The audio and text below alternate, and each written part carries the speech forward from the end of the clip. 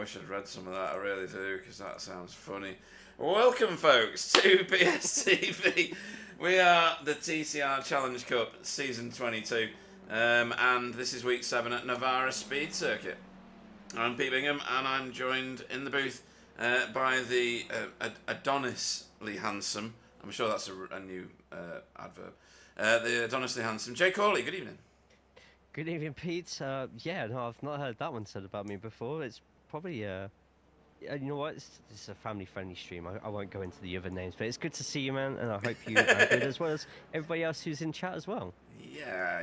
It's we've got a few in chat. We've got well, Fia's been on, but she's racing at the minute, and Sir Alan's there. Greetings, people, and Yay Navarra. Right, so he's obviously a fan. More of a bike track this than a car track, isn't it, Jay? In real world, I mean.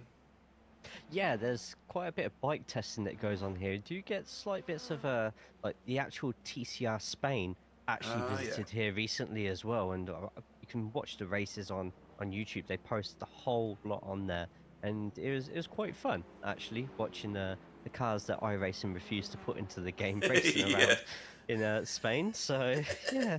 Oh dear, that's funny. But you can see on the map, can't you, that it's quite a tight track at certain points. Some very sharp turns on this one, right? Yeah, it's. I'll be honest with you, Pete. When I was doing the track guide for this week, it's definitely one of the more frustrating tracks. There's parts of it which remind me a lot of Portimao, especially the first sector. Definitely reminds me of Portimao, but it's a track that just seems to start and stop. So there's no real sense of rhythm here. But if you can come around here with a clear head, try not to get frustrated and concentrate, you can revel in the technical brilliance of some of it and come out on top, hopefully. Well, those are three things that Pete can't do. So it's a good job I'm in the booth. So we are on the speed circuit, and honestly, folks, when you drive this, because I have done, this feels fast. It's a strange concept when you're in a simulator. Some tracks feel slow. Hopefully, other people appreciate what I mean by that. When you drive in Laguna Seca, Jay, it feels sluggish sometimes, doesn't it? Whereas this feels dramatic all the way through. Sometimes. Yeah, I'd say between turns 9 and 13 are going to cause a lot of frustration for people. But to be honest, this is a this is a circuit that gives you a lot of curbs to work with. Unfortunately, as you're probably about to tell everybody in a second, you've done something with the curbs just before this session started in terms of the weather. Yeah, you can see just along the side there where Renee is. It's been a bit damp, folks, but as you can see, it's drying out. But we were talking just before the broadcast started. You can see on the apex of turns, the water is still there, just. So this is an evolving track, a drying track. You can see that puddle there. That's brutal. Anybody cutting that particular corner is going to end up with an experience they don't want. Watch the exit of this one. Oh yeah, look at the puddles there. This is one of the absolute. Look at that. Just like get your armbands on and enjoy it. Yeah. What did you call it before we started? La piscine. La piscine, if this track was in France, but it's not, and I don't know any Spanish, Pete. No, mine's limited. I saw the pit lane entry you were doing. Yeah, see, I nearly said we. I saw pit lane entry just then. You're right, it kind of dives off the track, doesn't it, if you know what I mean? It's not obvious. Yeah, it has its own set of breakpoints, and it's a very, very narrow. I don't know how strict iRacing is if you go over the lane lines in there. To be honest, it's something I should have really practiced myself to tell you about it. But we'll find out if we get into the feature race and we start seeing people suddenly a sea of black flags for unsafe pit entries. Yeah. We've got a few of the super fast at the top of the chart there. Renee, Pete Newman. Logan is racing as opposed to talking with us. Jaden, who seems to be in the wrong category in recent races. Casper, and welcome back to the Superfast. And there goes pit lane entry just on the right there, folks, and then it narrows up good and proper. and becomes a bit of a slalom. Welcome back to the league to multiple previous champion Stephen Walker. He's in an Audi. He's in the is that a retro livery or is that the new livery? I can't remember which one is the new one now. But he is back with us. And he's generally fast in, well, anything he drives. He could be fast around here in a shopping trolley, really, couldn't he, Jay? As he goes hooning it over those curbs and getting a good old slide on, he's putting everything into that. Yeah, that's the price. It's good to see Stephen back into the league. I tell you what, if you thought last week was bad, this week's going to be even worse. I promise you now. Yeah, we like seeing Stephen in here. And it's good to see another pro driver in. We feel the pros have been getting a little bit too comfortable at the moment, grabbing some of these points. So to throw someone like Stephen in, it's putting the cat among the proverbial pigeons. Pigeons being actually, should I really be calling these guys top pigeons? Or oh yeah, racing pigeons. They're quick. We'll cover it. Yeah. Right. Let's have a look at the standings because the standings are really interesting. We won't show that on the actual footage, Stephen. Don't worry. So pro standings. We're on the right-hand column now, folks, because we're over halfway through. And look at the lead that Pete Newman has eked out. 120 points nearly over Renee. It's not a lot, is it, Jay? Given how many points are on the board there. And we've got 5 weeks to go after this one, so 6 whole weeks worth of point scoring. This is pretty tight. And Casper there, not that far away either. yeah, I mean, we saw what Interlagos was like, and that really, I feel, has shuffled a lot of the standards tonight. Rene and Casper will be absolutely cursing themselves that with a few of the mistakes Pete was making last week, that they couldn't grab just 1 or 2 places more. It was a very pro-am. It was the pro-am show last week, and it was fantastic to see.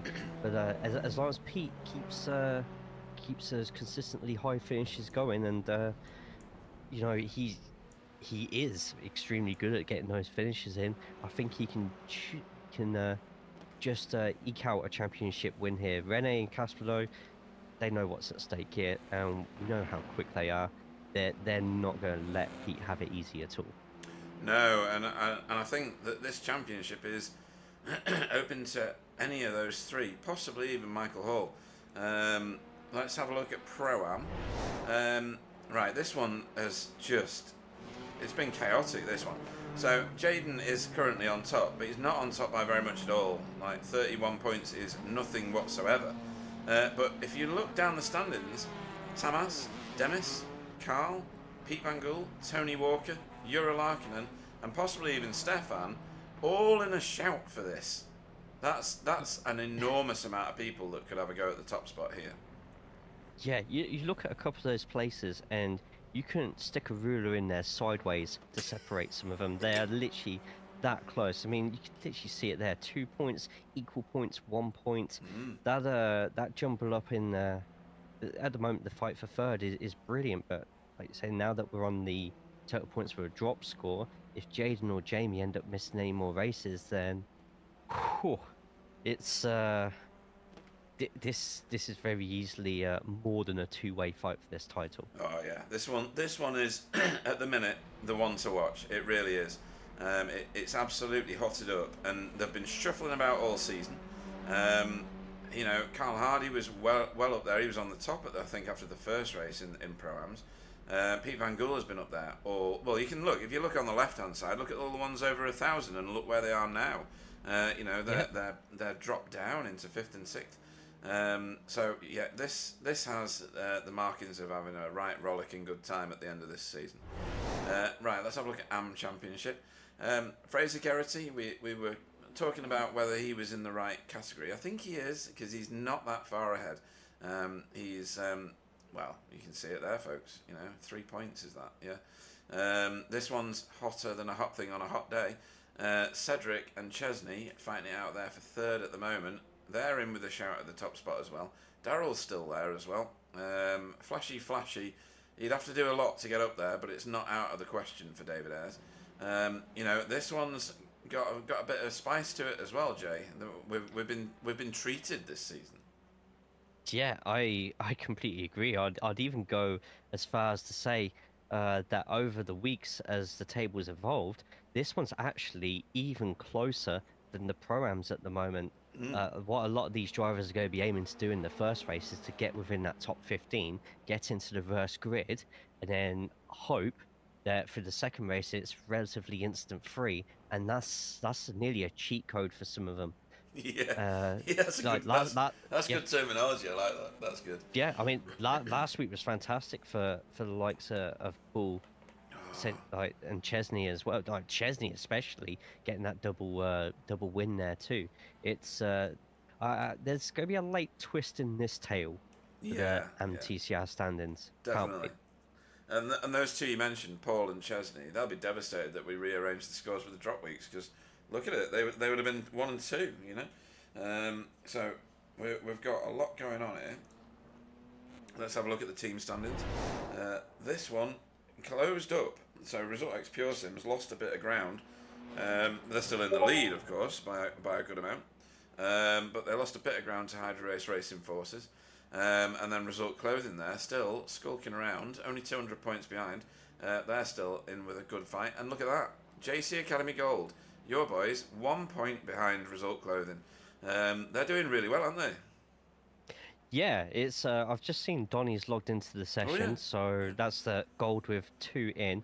Austin's going to be missing a couple of weeks with stuff going on.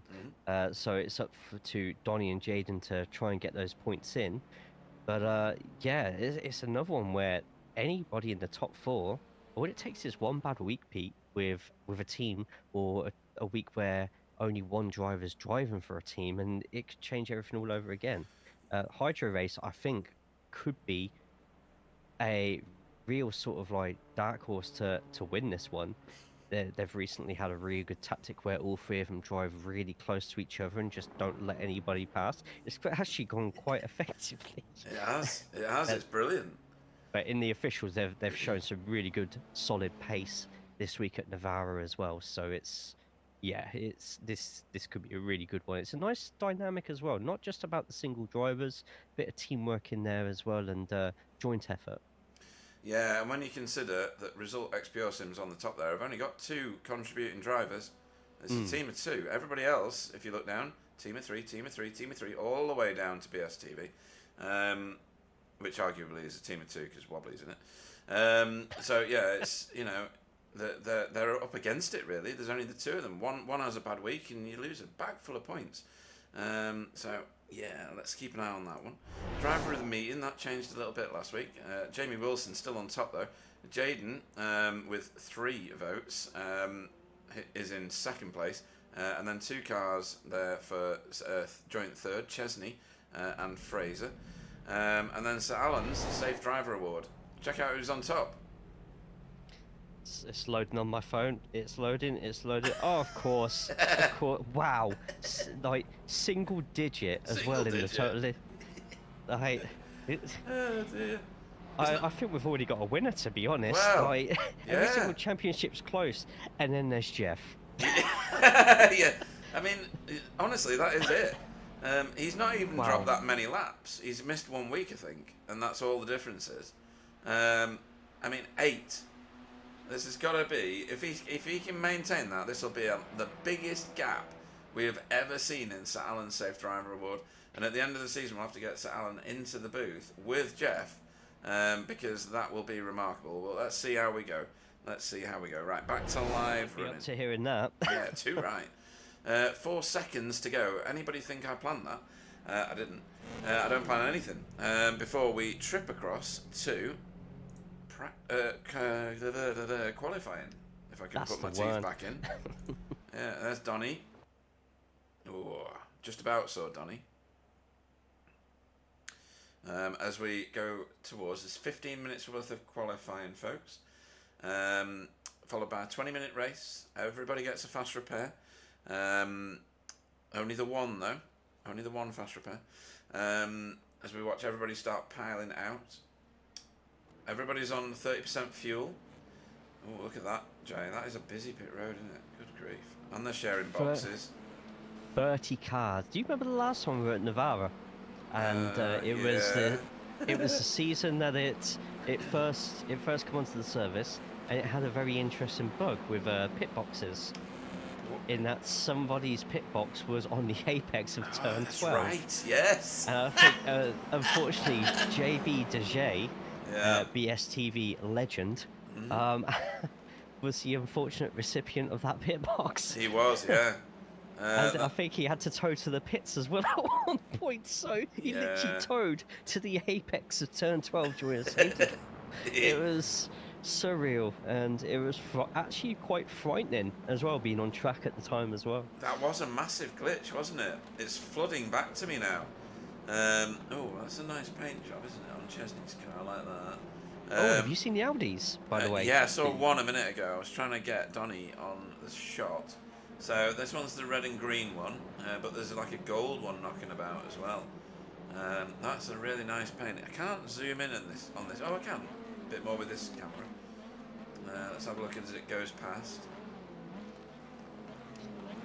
Slightly reminds me of the Castrol rally colours. Yeah. Toyota. Yeah, I like that. Yeah, that's good. Who's the other one that's in the Audi?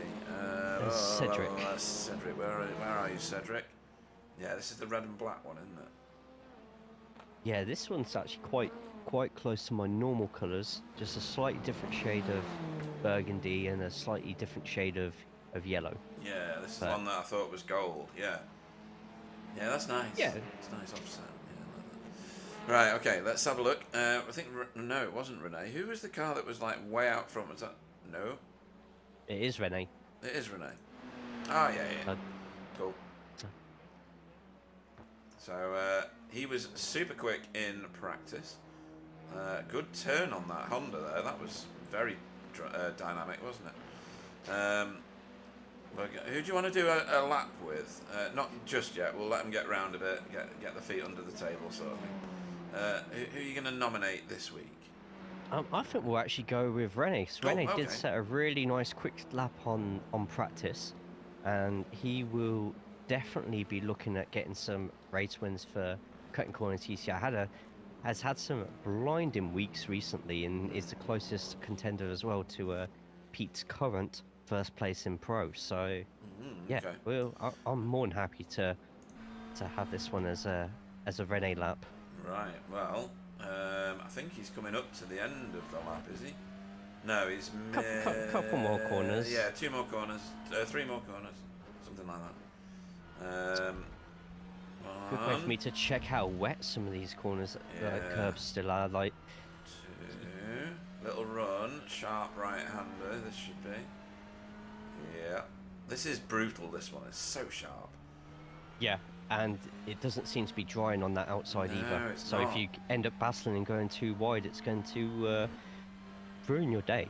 Yeah. Well, I'm going to hand the sound over to you as you do your track intro. Thank you very much, Peter, and welcome to Circuito de Navarra, where trail braking is king, rhythm is a myth, and consistency separates the champions from the lawnmowers. This place doesn't flow, it fights you. But if you can make peace with that, you'll be laughing while everyone else is spinning. Full throttle through turn 1, nothing fancy, just stay stable and start braking the car into the dark patch of tarmac. Glide over turn 2's apex, then wrestle the car into turn 3's hairpin. Tighter than a tax refund and twice as stressful. Fall over, hit the curb and exit, and let the car stretch its legs. Turn 4 will be your breather, but don't get too relaxed because turn 5 is where physics take a coffee break. Lift before the red and white curbing, give it a polite tap on the brakes, and hang on while the rear tries to auction for Strictly Come Dancing. Feed it throttle into the uphill turn 6, aim at that right hand curb and pray the front end grips, then wide open and send over turn 7. Hope for the best and use every inch that you can. 50 board, brake straight for turn 8, a miniature hairpin that wants your patience and your tyres. Your exit curb's your friend, hit it like it owes you money. The back straight is your chance to breathe a little, but also hit the thumbs up on the broadcast and subscribe. 100 board, you'll mark for turn 9. Use the outer tarmac to open up turn 10 and swing across as we approach the deceiving turn 11. The corner's over 90 degrees and under zero forgiveness, so brake at the white curve and hang on tight, there's grip somewhere. Allegedly. Straight onto turn 12, light brake, early throttle, full commitment. Confidence is king, and also time. Then we come up to turn number 13, Navarra's final test of sanity. Brake at the red curb, kiss the apex, and throw it out over the white, red, and green. But maybe not while there's the Atlantic Ocean over there. Turn 14, after the pit entry, is flat out and easy like a Sunday morning. But then turn 15, it will be a bit of a trap. Brake a car length before the curb, stay smooth as it bumps uphill, but don't rush the throttle or you'll be playing in the kitty litter before the line. But that's a lap in Navarra, half racetrack, half mental test, and 100% proof that whoever built it hates flow but loves chaos. That was hilarious and brilliant in equal measure. Well done, and thank you for that. That's absolutely awesome. You're going to get headhunted for some sort of commentary paid job or something, I think. Who knows? Yeah. Complete difference this week to last week is we've actually got some times on the board, because if you remember when we were at Interlagos, like 4 people had got a lap in by this point, and a whole load of people didn't get a lap in at all. It was that hard to control the car at Interlagos. So Alan says he's watching it in giant VR on his Quest 3, so it's like a massive cinema screen. Brilliant. Wow. Wish I was. I'd love to do that. Yeah, me too. So, Renee has featured at the top of the standings, and no surprise, Stephen Walker is also up there as well. I don't know how wide you can take some of these corners, but some people are going very wide at that one. Stephen was dicing with an off-track there. Not sure whether he earned one or not. How generous is Navarra? Do you know? Very. Oh, is actually, surprisingly, you get a lot of these tracks, and they show a lot of curb, but they're just big teasers. If you put any even an inch on the green, then it flags up as an off track, and in some cases, some even give you a slowdown. But here, there's on the rules tab, it actually tells you what you're allowed every single corner, and most of the time is just keep it at least 2 tires on the red and white curb, and you should be fine. Like that just there. On most of the tracks would straight up all 4 over anything. the white. Yeah, all 4 over the white usually gets you a lovely penalty, doesn't it? It's worth using them, but with the conditions as they have at the moment, there is still a little bit of water on some of these, so we'll find out pretty visually and audibly if somebody ends up picking the wrong curve to go too wide on with water on it. Yeah, and Pete, well, we've had a few up on the top spot. Logan was on the top spot, then Casper was. He's gone for a second car. Pete Newman is currently, but Jaden Scotton provisionally second and only 1/10 behind the leader. Has he put in like 6,000 laps or something? Every season, Jaden starts off at a level, and that bar just gets higher and higher and higher. We saw the composure of last week in his battle with Tamas for that feature race win. Jaden only gets better as seasons go on, and there's a reason why he's jumped up a few hundred I rating just in the last couple of weeks. Races the officials, and he's battling with people like myself. Even Logan's gone toe-to-toe with Jaden at times on the officials, and it's just awesome to see his progression. Like he's just a really good natural learner, and definitely has the pace, I think, if he does make it to pro next season, to be challenging for definitely at least regular podiums. Yeah, too right. And Cedric, look at where he is now as well. He's provisionally the top AM class car, and by some margin at the moment. That's impressive stuff from the slower classes, if you can even call them that now. I'm just going to go and go to the big boys' room. I go to the little boys' room, but that's not made for me. And I'll be back very shortly if you want to chat about stuff. Sure thing, no worries, and I hope everybody who is in the chat at the moment is having a fantastic week so far. Feel free to say hi if you're new here. Feel free to say hi even if you're not new here. There is a ranking system in the YouTube chat where it ranks people by the amount of messages that they send. So fill your boots. But also, if you are racing the TCRs this week or any other car for that matter, let us know in the chat what you've been racing on iRacing this week, what combo it is, and yeah, just let us know how you are. We're currently on board with Cedric Summons right now. Currently the second highest, as Chesney van der Broek, our other Belgian buddy, has decided to get a quicker time in, both from running at 15th and 17th respectively at the moment, both part of JC Academy Silver. At the moment, we have Pete Newman, Logan McKinsey, and the returning Stephen Walker as your top three for qualifying so far, with only 4 minutes 15 left. This is a heat round, so as soon as that clock hits 0, time is out, the session finishes. So with these laps being 1 minute 40 to 1 minute 50, going to see people starting their penultimate laps right now, including who we're on the camera with right now, Cedric, making his way through, just putting a lap time, and no improvement at all. Not coming up with any time at all for his last lap, so I'm guessing there must have been an off track somewhere, just like that one just there. So we switch over to Rene. Rene I'll at switch the moment. back, don't worry. Yeah, no, just it's trying fine. to freak you out. So yeah, I mean, I keep forgetting that with Jaden being so fast, that we need to also figure out where he is in the overall standings. So I'm just going to go and look at it because I haven't got it set up. Jaden is 3rd overall in the standings. Really? Yes. How many points behind? Just out of interest with the drops. Oh my. 41. Really? Really.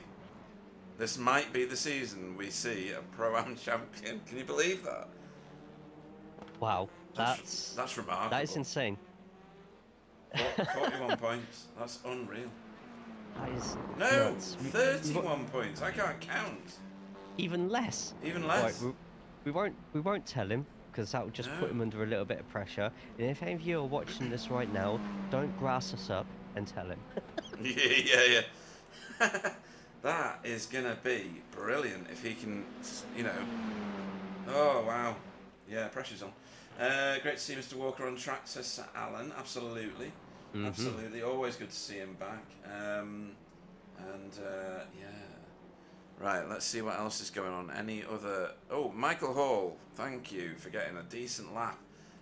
So many times... Ooh, dear. I think that was Carl Hardy, it was. So many times he I don't think he gets real life times practice, if that makes sense. So I think all his practice is right here, right now, and he's tuned into this one very nicely. So I think this is going to be a real good show for Result X Pure Sims today. And I'm sure there's a few teams that don't want to hear that, Jay. Alright, what else have we got going on down here? Tamas, who was fighting tooth and nail last week for a podium finish, and he got one, didn't he? Did he? Did he get a podium? He did, yes. Did, yeah. It got a bit scary in the pits. Yeah. A slight slip, but no, a fantastic drive last week from Tamas. And Tamas definitely has the ability to get some wins in the Pro-Am category. So yeah, he's struggling a little bit for time here, but all he needs is one lap, and yeah, he hopefully jumps that mid-pack of the Pro-Ams and gives himself a good chance of getting a really positive result today. Yeah, and welcome back as well to Roger Morton, Sir Alan's, one of Sir Alan's favourite humans, who has rejoined us. Hopefully he can do a few races. He's in council colours at the minute, and I think that's only because when he uploaded his paint, I'd already done the paint pack. So, well, maybe I can sort that out now. Let me go and just double check to see if his paint is on the website. We have 40 seconds left to Is qualify. that all? Is that the massive amount of time that I've got to do this? If it's even on it. What was his name again? Oh my god. Oh, it is, isn't it? He's been in this booth and everything. I know, shush. Oh no, I've got to do too many things. So he's going to have to be in the council colours this week. Hopefully he can do a few weeks to the end of the season. That'd be lovely. Look at that. Look how tight that is at the end of that pit lane. That's ridiculous. Oh, that's how tight that is. A multiple previous champion who doesn't really care because he's on his way in after doing his qualifying hits the wall. That was definitely a black flag as well for an unsafe pit entry. Confirmed. yeah. Just in case you doubted it, folks, there it is in beautiful technical or just black and white. Right, let's extend grid in now that Chesney's joined the grid, and I'll go through this sprint race. This is a sprint race, folks. Here, Logan got the top spot in the end and will lead us away tonight. He's your pole man. Pete Newman will go off on the front row next to him in second. Stephen Walker will be third. It doesn't take him long to get to the top when they're as good as that. Jaden Scotland fourth. Casper will be fifth. Renee will be sixth. So in Corny fans, don't look away. Michael Hall will be seventh. Jamie Wilson eighth. Carl Hardy will go off ninth. 10th will be Daniel Lewis. Deck Crowther will go off 11th. 12th will be Tamas Asboth. 13th will be Tony Walker. 14th will be Yura Larkin, and Stefan Goebel will go off 15th. Demis Tigchalar will be 16th. 17th will be RDJ, Ronald de Jong. Chesney will go off in 18th. Cedric Sommerines will go off in 19th. 20th will be Chris Needham. Donny Alpha Henriksen will go off 21st. PVG, Pete Van Gool will go off 22nd. Oliver Payne will go off 23rd. 24th will be Fraser Geraghty. 25th will be Roger Morton. Chris Dixon will go off 26th. Andy Littler will be 27th. Flashy will be 28th. TVG, Tice Van Gool is back with us. Forgot to mention that. We'll get to that later. Will be 29th. Fee will be off 30th. And Jeff will assume his normal position because he always starts at the back of fields in 31st place. Right then. Fantastic. Oh, why are they flashing? Oh, let's choose a different camera. No, all the cameras show them. Oh, this is not good, not good. Right, move the camera, move the camera. There we go, we can see the backs of the cars. That's how we defeat them, isn't it? There we are. Roger has healed up, thankfully, says Sir Alan. Yes, he has. And Renee says, have a nice, exciting race. I've just seen Chesney in the chat as well said, I'm consistently hitting the wrong curb, but I'm consistent. Yeah. Here we go, folks. Everybody stop flashing now that, apart from David S. Now that they've got to actually do something. And we are away. Lights out at Navarra. Smells like team spirit. Oh no! Wilson. That's brutal. No block And track, Renee everybody's as well. avoiding. Yeah, Renee and Jamie. Don't know what happened there. We'll have another good look at that in a minute. Oh, and a little nudge of Logan as well for beating him on, but Let's will see a big survive one. there. Yeah. Right, so 2 to pit road already. Jamie Wilson and Renee. That is not going to go down well in Renee's books. Or Jamie's. They're both fighting for individual championships. Oh my word, this is competitive. Yeah, time to see how many decide to drift round, and that's the work guard. That's gone into each other there. Well, 2/3 of the work guard team all in a mess. Right, so you were right about your track intro. You know, you be careful of all these corners because you called everything that just happened. It's just I don't think enough people read it. Yeah, well, it's about to get worse before it gets better. If we see a 3 wide going in, Hydro Race Forces. Oh, I nearly had to sandwich spray just again like there. last week. Yep. Oh! A slight nudge from Donny onto the Race Forces, and those curbs are still wet on the exits. Oh dear. Oof. It's getting a bit rough and tumble just there. Did we sign up for a demolition derby? Possibly. I don't remember seeing the forms as, wow, look how wet those curbs still are. Yeah. Anyone who ends up going too wide on theirs go end up all over the shop. Spray on lots of these. Oh no! And that's Cedric now. Cedric is spending most of his time going around corners sideways at the moment. And I don't think much of it is his doing. I think he's just been beaten up quite a lot. Right. It's a case of a lot of congestion is just causing a lot of carnage right now. It's hard to know what the person next to you is going to do. So sometimes you've just got to hold on, pray to Jesus, and hope that it goes right. Yeah. And Logan Pray has... to Jesus, what? I don't know what that was, but it was good. Yeah, Logan had a lead, and then the lead disappeared very quickly. Pete Newman and Stephen Walker closed him down very fast. Let's just go, now that everybody's calmed down, well, I'm saying that, they haven't really. Let's just see what happened at the start. I'm going to focus on Renee. Oh, 3 wide. Oh, Jamie clipped, is that Jaden? I think that was Jaden involved in that one. Yeah, let's see that again from Jamie's perspective. No, that's after it's happened, really. There we go. I don't know if Jamie realised that Jaden did have Renee on his side there. A terrible start from Jaden. Yeah, that was and Jamie trying to thread the needle, I think, wasn't it? And also dodge whichever car he was catching. It was an incredible launch from Jamie. Too good of a launch as he was trying to dodge Kasper Swerma, I think it was as well. Yeah. And yeah, 4 doesn't go into 1. No, it doesn't. And you've called it. Jamie got an absolute rocket of a start, and other cars around him really did not. There was more braking metal that I just heard, although I don't know whose it was. It might have been Fiona. Fiona making a massive 11th place gain. Probably choosing the right lane into certain corners. We've seen a lot of people slowing down and holding others up. And Fiona's gone and chosen the right choice every single time. And it is now up into 19th place. And I don't think even she will believe this, but if any more accidents happen in front of her and she keeps the place that she's got, she has a chance of making the reverse grid. And Could you imagine? Oh, she's 16th. Oh, yeah.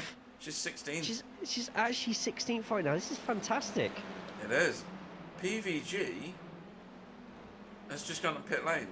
A bit inexplicably on my screen because it doesn't say that anything else has happened. Seeing a lot of people still going off the track at the moment on my tracker, and there we go, PVG going. No front on the car. Oh, that's not a good camera. Oh, that was it. All right. So he's just got lots of damage. Wow. Ooh. That's not the corner you really want to be going too wide into too often there. Fraser Geraghty battling versus Chris Needham with returning Roger Morton in front. Yeah. And look at that. Oh, and there's a spin just there. Europe. Is that Europe? Right, Cedric on a bit of a recovery now. Yeah, I feel with Cedric, all he's got to do here is just keep it clean and hope that everybody else starts making mistakes. But I'll tell you what, Pete Newman is catching up to Logan pretty sharpish right now. He is. With a couple of these exit curbs covered in water, it's really having to change people who know this track off by heart. It's really having to change not just where they put the car on the exit, but it affects the amount of speed they're getting out the corners. And it's who can adapt quickest at the moment out of these two. Logan trying to break the toe as well. That's a good tactic though, isn't it, really? Right, we're just going to watch this because this is going to go down in Casper's sticker book. Because you don't get many of these. It's an overtake on Stephen Walker. Stephen sailed it through that corner. You can see the black lines that his rear tyres left. And he gave Kasper plenty of room to go through because he knew he'd messed it up. So that one will go down in Kasper's memory book as a real event. Absolutely. It's also good tactic by Stephen there. The following 2 corners are so tight and so slow. Going too wide into them, you're just going to end up losing everybody that's in front of you. So take the hit now and hope that you get another chance. Bon de Jong at the back of Fiona there trying to get through. And Fiona keeping it nice and tight. Nice and tight there. Yep. Still doing it. Very nice. Very nice. And de Jong letting Fiona live with that one.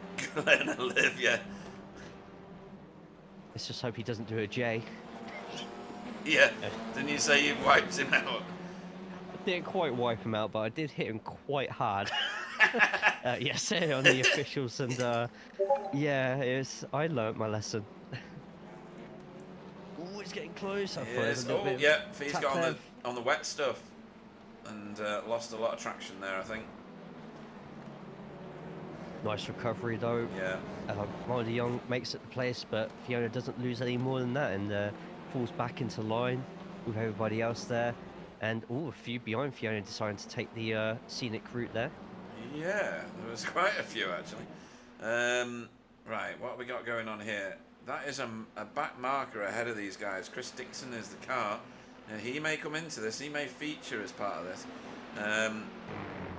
Because Pete Newman has not let Logan get away. And nor has Casper. Casper's now on it like a car bonnet. Pardon the pun. Oh, there's stuff going on here now as well as Fraser gets a position nearly, and Roger slowly getting closer together. Yeah. Oh, it's gonna bottleneck right about now. Oh dear. Oh So dear. close. Oh dear. On the outside. That is spectacular. So that is 3 cars on different braking points, getting it all messed up. And that's a meatball for Fraser as well, and that could have major implications for the AM And for Fee now. Championship. Fee's meatballed as well. Yes, AM Championship now wide open. We saw it live, so I'm not going to play it again unless you want to go through that with an autopsy. Jay? Maybe towards the end if things start quieting down a bit. So Yeah, there's, cool. like you say, 3 different break points, 3 different lines. Someone was very likely to lose something from it. Yes. I mean, you should never, ever criticise competitive racing, which is exactly what that was. Right. So Alan in the chat as well saying Fia stopped all her other racing to concentrate on the TCR. Really? Up to that point, we saw Fia was taking really good racing decisions. Yeah, really sensible well, stuff. You don't gain 11 places through luck. You still have to navigate through other people slowing down in places. So she did really well with that one. Unfortunately, through that turn 1 and 2 there, it just wasn't meant to be. Nope, definitely not. Fraser kept the car going, but it's doing its own funky thing right now. I swear that's some sort of dance in Spanish. Yeah, my first car used to my first car used to drive like that, you know. But I only paid 170 quid for it at auction. That's true. 170 quid. The more you know. Try and get the car for that these days. Well, you can't even get a wheel for that these days. Well, that's not category C. But... Oh dear. No. Oh, Cedric. Oh, and that's the second time and Cedric's... He likes facing that way, doesn't he? He's gone all Kylie there, spinning around, move out of his way. And there he goes. Give it a shake, mate. Keep the shopping level in the back of the car. Right, what's going on at the front? It's close. It is close. Stephen getting dropped a little by this front 3, but we're halfway. There's loads to go in this race. Loads to go. Should we have a look at that? Oh, and going a bit wide there from Pete, and that's going to lose not too much time because there's that section of the course. The straights are so short that you luckily don't lose too much, but you know mentally it gets in your head that you're making silly mistakes like that, and over the course of the race could cause more. I've seen they've got somebody in front of them. That's it's not Fiona, that's Andrew Littler. So we'll see how they navigate through there. There's not a lot of places you can really move out the way here, minus the back stretch. So probably another lap, 2 laps before they reach him, but could shape this race. Yeah, definitely could. I'm going to try and find that incident with Fee now. That was Fiona, Roger, and Fraser. It was, yeah. There's Fraser. It must be this. It has to be this. This might not be the exact right thing. Oh, yes, it is. But a bit further back than that. Maybe we do this one instead. Yeah, so you got all 3 of them together. I tell you what, Fiona didn't exactly have the wrong line there. She did keep it to the right, but unfortunately through corners like that, you know, if you're hitting that first apex or the second apex, the touring car has to go out wide. So The best bet is just not to go three wide there Whoops. at all. It kind of looked like Roger had pulled out a little bit as well on first Yeah. viewing. Let me have one more go at that and get the cameras right this time. So we'll just move over to Fraser's car. Right, so yeah, Roger bailed because of the Very close water. to there. And yeah, Fraser moved across. I don't think there was a lot of track left for Fee. So Fee was going in at quite a speed as well compared to everybody else, and was, that yeah. would do it. So I just wonder, maybe even with two cars on her inside, Fee maybe missed a braking point as well. I think so, yeah. Maybe sometimes you get a bit transfixed by the other cars, don't you? And it distracts you from getting your braking point. Guilty. Oh, me. Every bleeding time with me. The amount of times that I've gone, that looked like my braking point. Like, oh my God, it was. 100 meters ago. What's going on here? Oh, Close again. How good you braking? That's a lot of And curve. it is very good. Yeah, very, very good from all three of these guys. Stephen falling quite far back as well from the front three, so I wonder if Michael and Stephen have been fighting that much that it's caused them to lose a bit of time. And Jaden in a perfect position here at the moment, does have Carl and Daniel Lewis breathing down his neck here, but as long as he can keep up with the front two, hopefully he shouldn't have to worry about those behind. But Amel battling in front of him, and it's going to slow everybody down. Yeah, that's Looks right. like Oh, Andrew got out Tice. the way. Oh, Tice just a bit out of shape there. Tice Van Gool back with us again, which is brilliant. Absolutely. Getting a bit shaky with it. Oh, that's Donny, is it? Yeah, Donny getting a bit on the wet stuff and losing the car a little. Means that Chesney might overhaul him as Jaden just got past Michael. Wow, that's not an easy feat, that. No, that's a big scalp. I wonder if that has something to do. I just saw how Michael went into frame there. I wonder if Michael went a bit too wide and touched that wet curb, perhaps. Similar to Casper's move on. Yeah, it just grabs you. Yeah, good call. And good look call. at that. Didn't need asking That twice, was did he? close. Good grief. That was so close. Great stuff. Lovely overtake. Now Carl Hardy's in the mix here as well.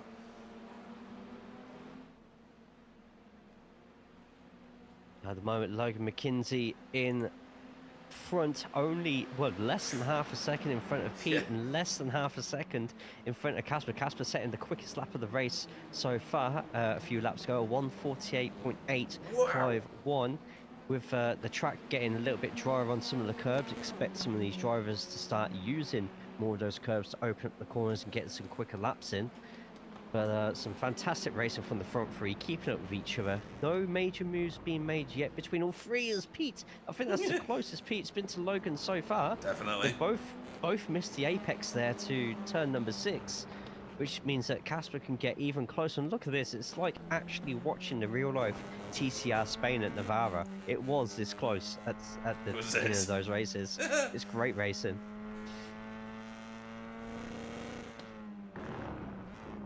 If someone accidentally touches the wide curb here, that could change everything. They're getting awfully close as well. On board with Jane Scott,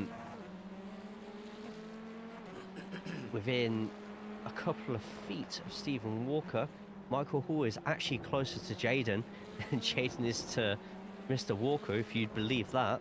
They are coming up to Andrew Littler at the moment after his earlier incident. Lap 1, I think that one was, or lap 2. It was, yeah, lap 2. Coming up to straight after these next two Oh, corners. that's water. So, That's water. Yep. And I think Michael might be, yes, right by the side. Jaden with the inside here, but Michael's going to have the advantage going into this corner. Michael decides to consolidate that position and set himself up for a better exit. Yeah, Andy Littler moves over to the non-racy line to let this 5-car train go through. Oh, and now we're close again at the front. The speed that you're hitting to get through there, and then just the panic of the brake, like one pedal is for the brake and the other one just holds up a sign saying help.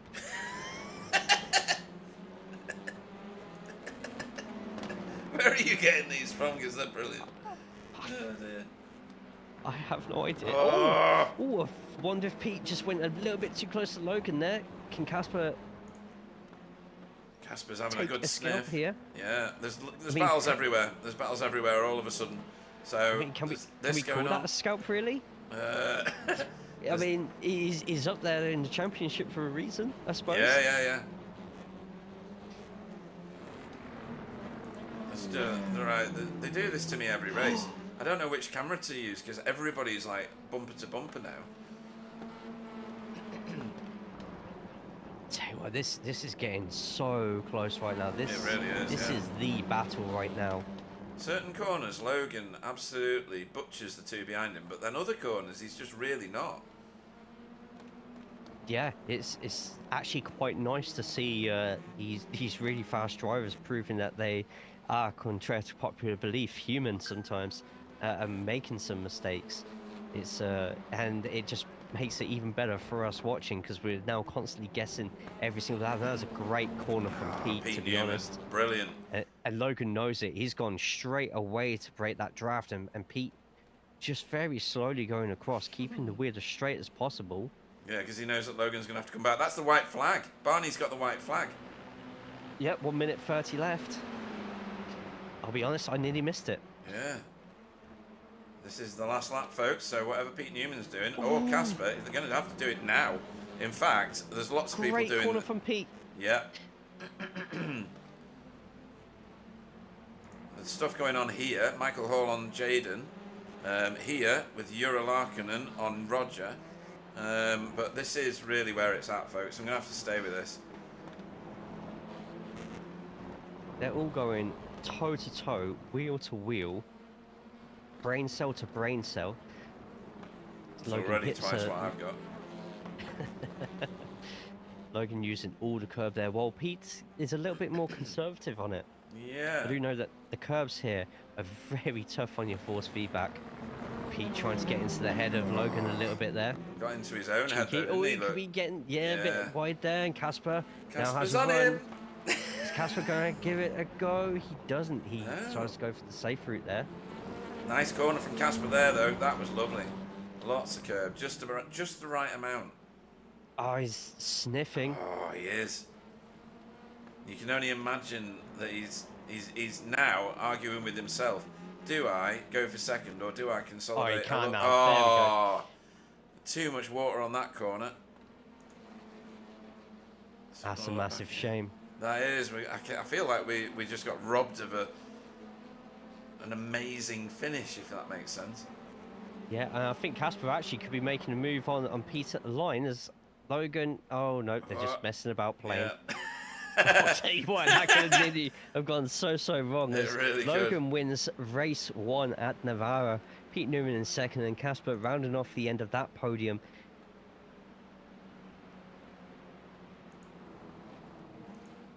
And that is Jaden as well, with a fantastic class win in the AMS, 5th overall. Oh, yeah. Defending from Carl Hardy, you got 7th, Daniel Lewis in 8th.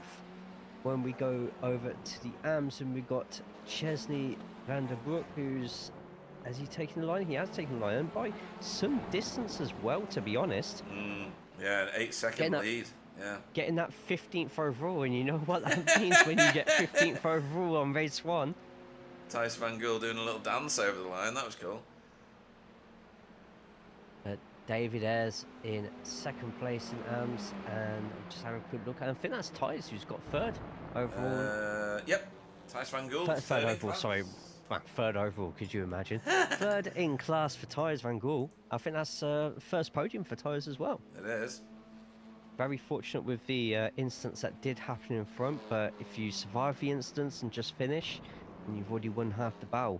Yeah. Anything after that's a bonus. Renee over the line. He won't be too happy with that, obviously, nor will Jamie.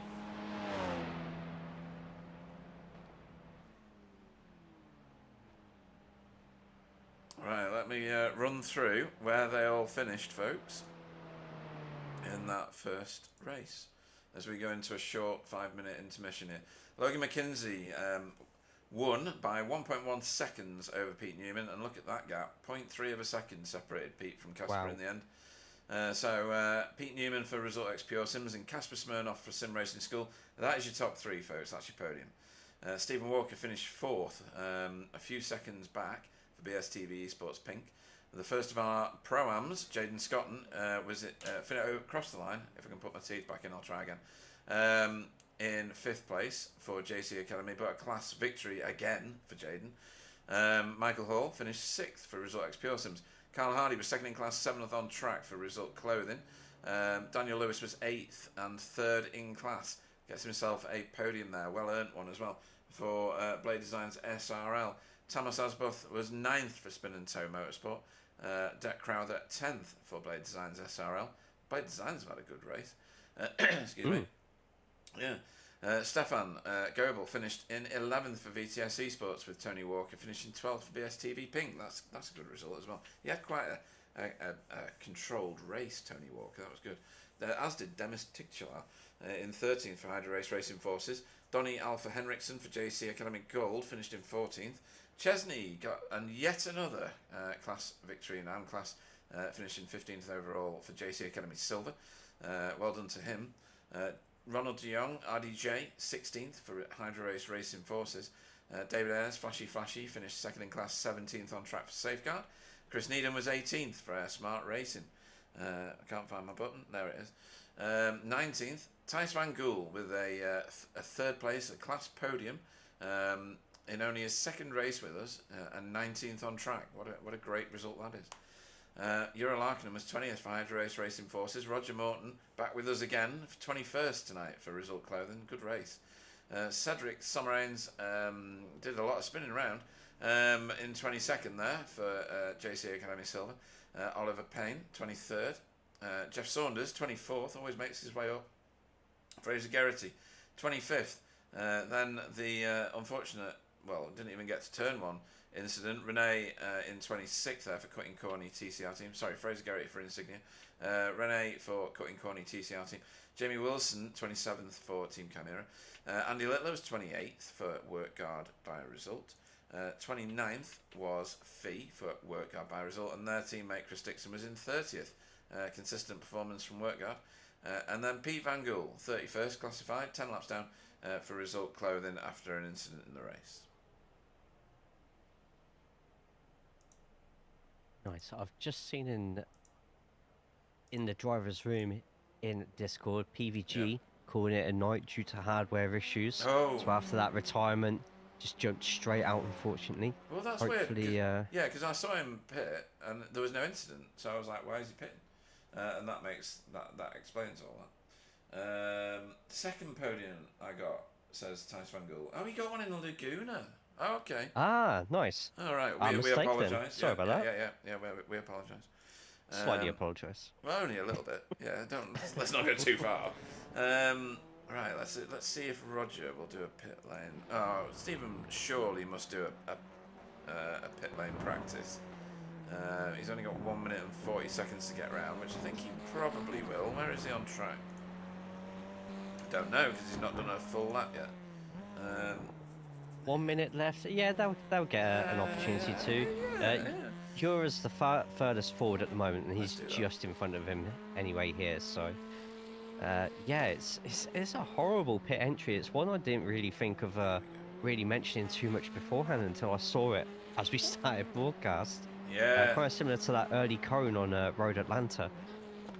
And those damp bits are still there on certain corners. You can still see them. Yeah.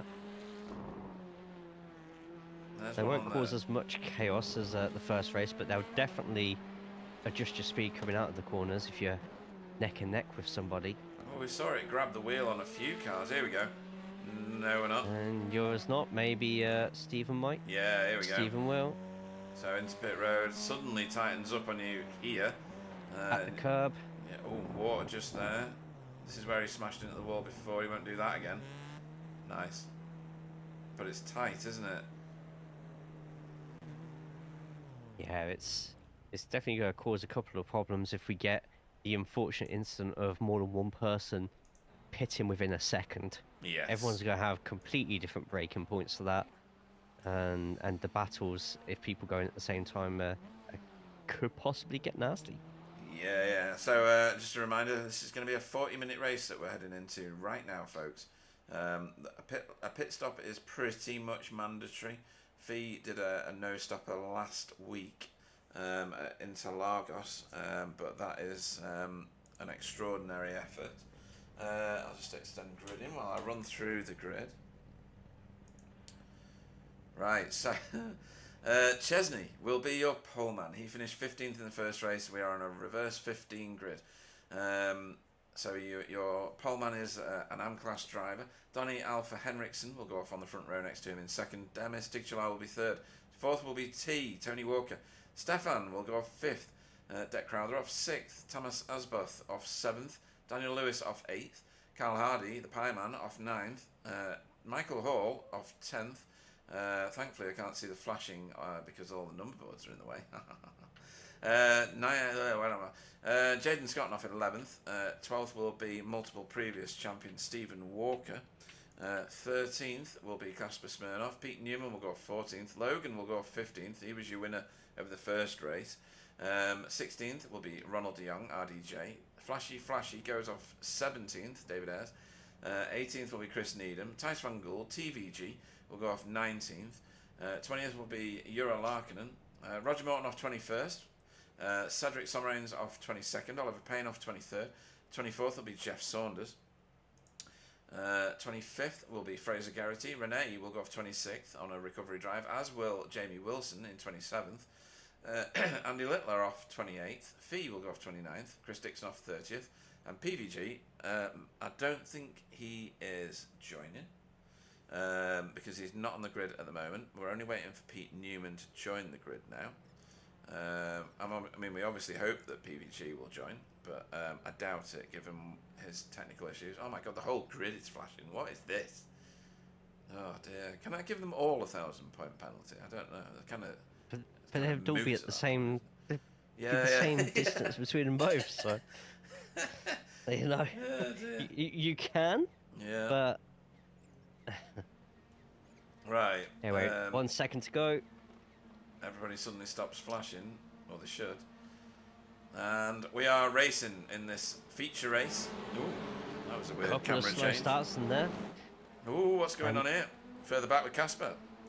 Casper, and I think that's Pete. Oh no, that's Michael Hall as well with a really good start there. And we're going so many wide in. We might need a further out camera for this one. Stefan! Stefan goes across, and that's Donny out. Donny taking out just a passenger. Right, we'll have a look at that again in a minute as Casper gets pushed sideways. Oh, there's a car off right. From on the Blade Designs. It's Daniel Lewis. I can't even click on him. He's dropping that fast. There he is. Reverses on.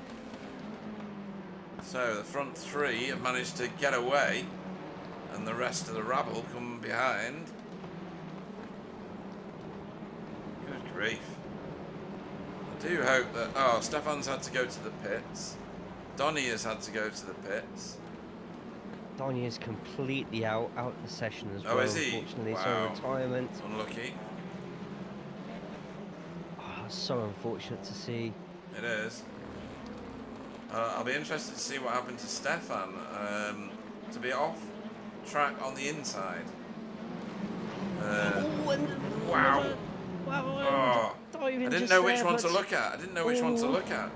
Ty is just very nearly very good on the brakes there. Managed to get stopped just in time, but I bet that was a bit of a heart-to-mouth moment. Definitely was for me. Yeah. So can you imagine what it was like inside the cockpit there? Oliver Payne taking the widest line round there, but it worked. Alright, what's going on here? Everything is going on here. It's a pretty redundant question, Pete. Everyone seems to have gone into a little bit more of a single file. We'll see a couple more moves at the end of the straight. And Chesney still leads after the first lap. It's going to be a bonus point there. Yeah, it is. And all How of many them are bonus valuable. points is it? Maximum of 3 for lead laps. I've seen an overtake Demis there is for gone. the lead. Oh my giddy hands. Chesney nearly closing the door too soon there. Has Tony Walker behind who slots in right behind. Jamie Wilson is only up 14 places. Only? Only up 14. I thought he would have at least been at the front of the field. Nearly in a racing forces salvation. Oh. A little bit of a touch there, but Oh, pass me more Dion managing Ramapril. to Oh. control there and gets the overtake done. And now the other Oh. racing forces car's gone on the inside here. So Jamie has just been absolutely mugged. Oh no, he gets the place back. And actually, it's Yura who's going to end up feeling the pinch on that one as Chris Needham looks to make an overtake on the inside behind as well. Still side by side. That will carry on until the following corner. I'm just watching this because at the front, Chesney has been overtaken now by... Oh my. Contact just there. Oh dear. It's alright, it's alright. Everybody's alive. Yep. Logan's coming through. I feel like you should have one of those, you know those American train horns? Coming through.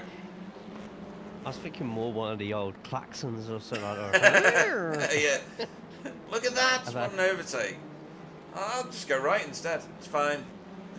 Do what you like with your car. I'm just going to overtake you anyway. Pie man. Chesney keeps in it. He's actually still a good amount of places in front of the next car. So, Michael Hall and Casper side by side. You got to buy him dinner first before you do that to him. Tell you what, Michael's not in a good position here as the slipstream has been given to Casper on the outside. We've already seen how awkward it can be getting two into this corner. Yeah, because it's tight as a duck's bum, isn't it? Look at this. Goes out wide, fantastic. Casper forced a little bit wide. He's going to take that outside line, which means the following corner. Yeah. Yes, exactly that. And there we go. He's going to take the outside there. Michael's on the inside. Is Casper going to make a move here, or is he going to play it safe? This is for potentially a championship place. Oh yeah. And what's now going on Michael a bit wins further that battle. ahead? Yeah. So that's Stephen Walker. Yeah. We both did the same thing at the same time. I mean, the smell of pies from where Stephen is right now must be, you know, overdosing on Ginsters. Yeah. I mean, there's worse ways to go.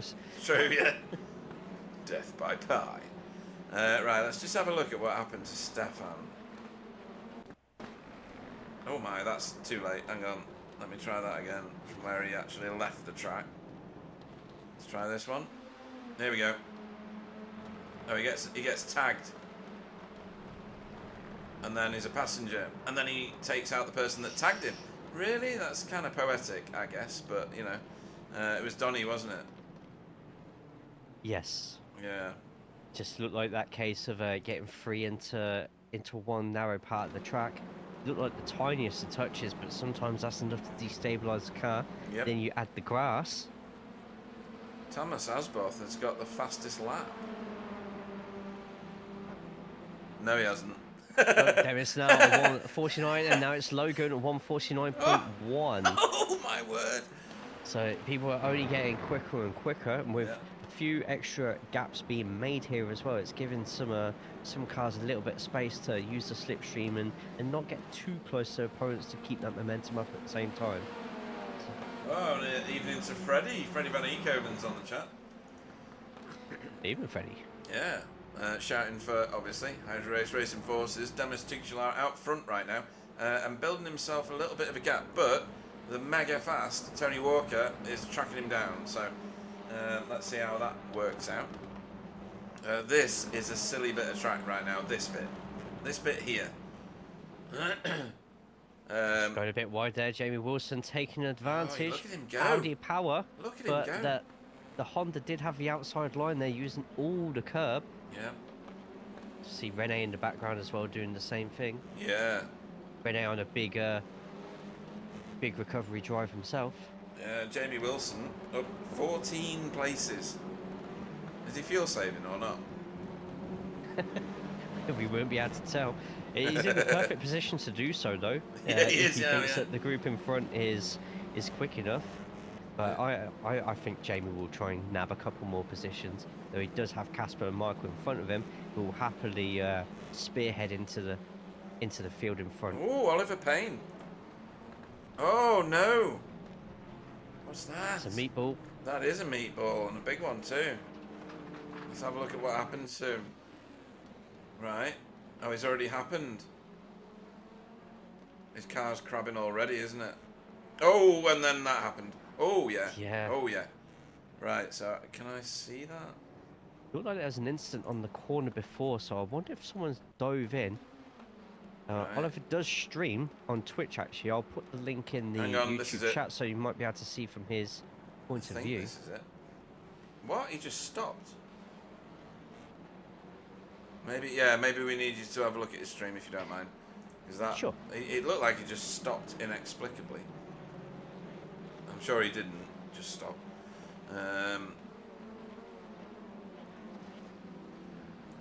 Right, so back up here. Let's go live. Right, oh, he's in the pits now, right, yeah. Domestic July still leads, but by almost nothing now. Tony Walker's tracked him down and he's only 0.3 of a second behind. Thomas Asboth trying to keep with them and he's doing a good job of it so far. Jaden Scotton's on him though, like a well-tailored shirt. Sorry, I got distracted by this group then. And that is Casper lifting Chesney out of a corner, and Jamie's gone through as well, doesn't need asking twice.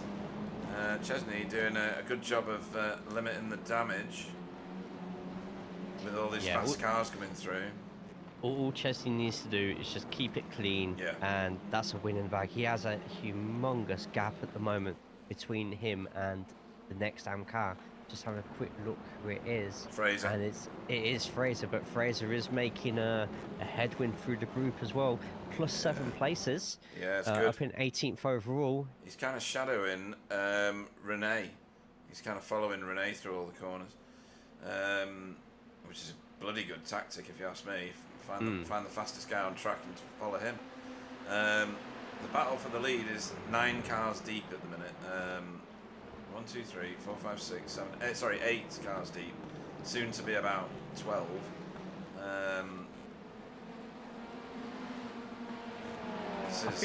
I feel Logan might be fuel saving here, to be honest, because I do have that feeling that Logan, if he wanted to pass everybody in front of him, he would have probably done it by now. Yeah. He's been behind Jaden for a couple of laps. That's how I've noticed on that one. So yeah. Once the fuel window opens, I can see Logan. Renee. That was very wide. Different line, that one. See how it pans out. That one made me jump. Sir Alan says Logan is looking dangerous. So, obvious statement of the year award goes to Sir Alan.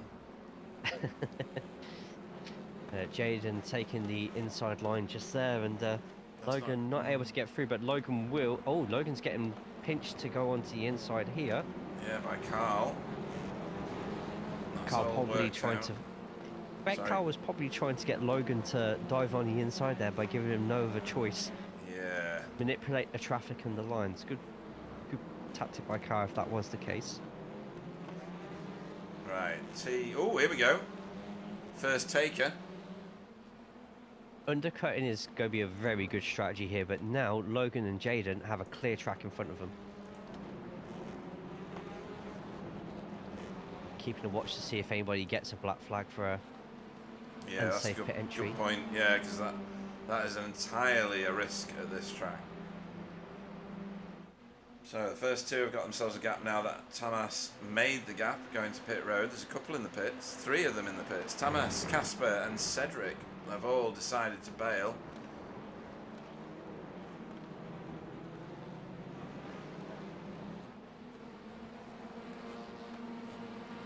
I wasn't unfortunately able to see what caused Oliver's crash there. I couldn't go back and rewind it, unfortunately. So we might have to check Discord out afterwards and see what happens. As Stephen Walker getting mighty close to Carl Hardy there on that exit. It's surprised with the Audi that in some part, as long as you don't touch the high parts of the curbs, you can get an Audi round here reasonably quick. Right, okay. I don't know if my SDK is completely lying to me here. I don't know if it's saying the same for you, Pete. There's not a lot of people getting off tracks. Mine is looking very sparse. There's the odd Yes. one, but that's all. Only the odd one. Now, I think that's probably lying because we've seen Stefan torpedo someone. Obviously, he didn't. He was a passenger. But I don't think that SDK is recording off tracks properly. Yeah, I think you may be right. I've just seen, just literally watched Ronald de Jong go straight off the course, and it didn't change anything on my counters. So we'll ignore that stat for now then, and just wait for the eventual black flags, as that was very close to. Yeah. Yes, and that one at Chesney Van Broek as well, leader of the AMS, jumping in too. Meanwhile, Demis gets his full 3 points for the leading 3 laps. Might need a sleep after this, Freddie.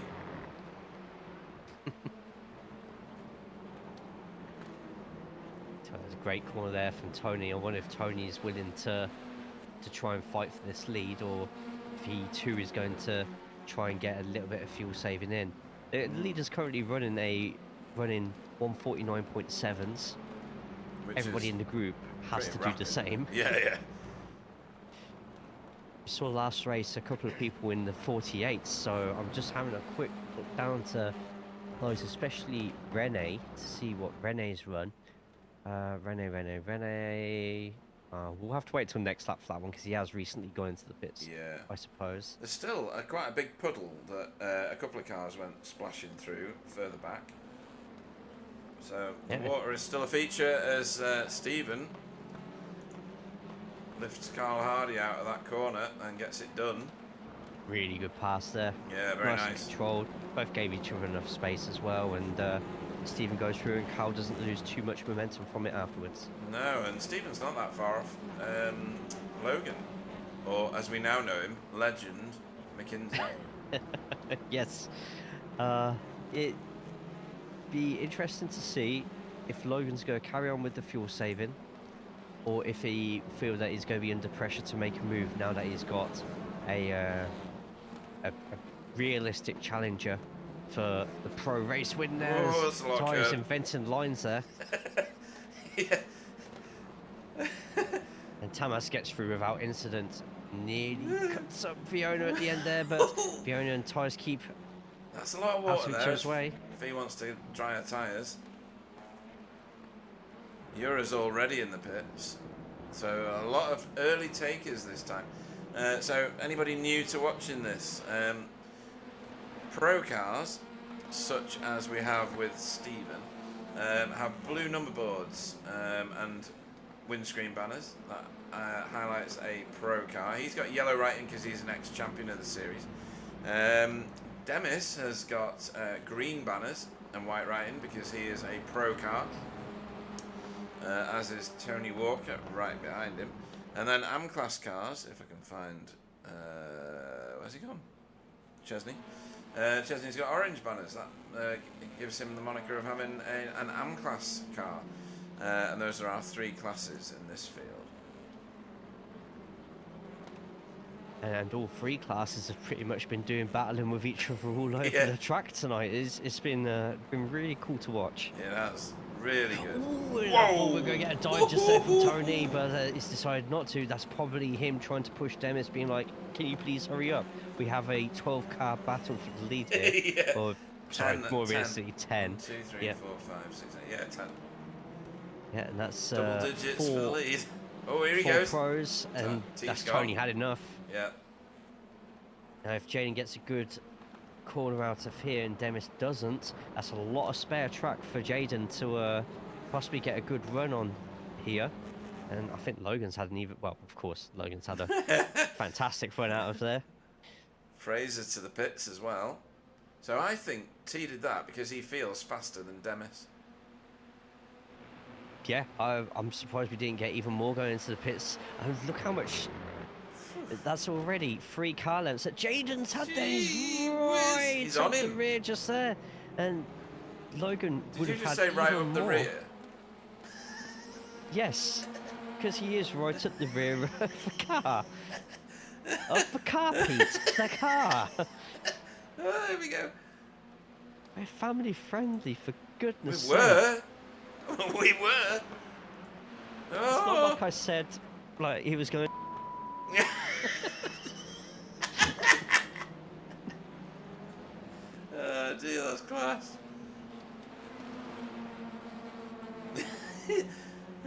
Oh dear. Oh, I'm gonna cry. Oh, look, here we go. Stephen Walker. I can see Jaden. Oh, Jaden is close. That's what I'm gonna say, Close? Pete, because you're gonna take it out of context. We're gonna need the bleep button again. I'm here red-faced and for no reason. Jaden does look racy here, doesn't he? He really does. I'm gonna go for 2 jumping into the pits here. Oh yeah, Jaden looks like he. Oh no, he's not. Oh wow. There goes Stephen. Yeah, Top 3. Feel with that. Oh, Jaden go for it. Everybody's going for everything here. Logan's going to get 2 for 1, I reckon. Yeah, the outside line's definitely a little bit quicker there. Logan deciding what he wants to do here. Jaden can't get too close now, but Logan's kind of boxed in now.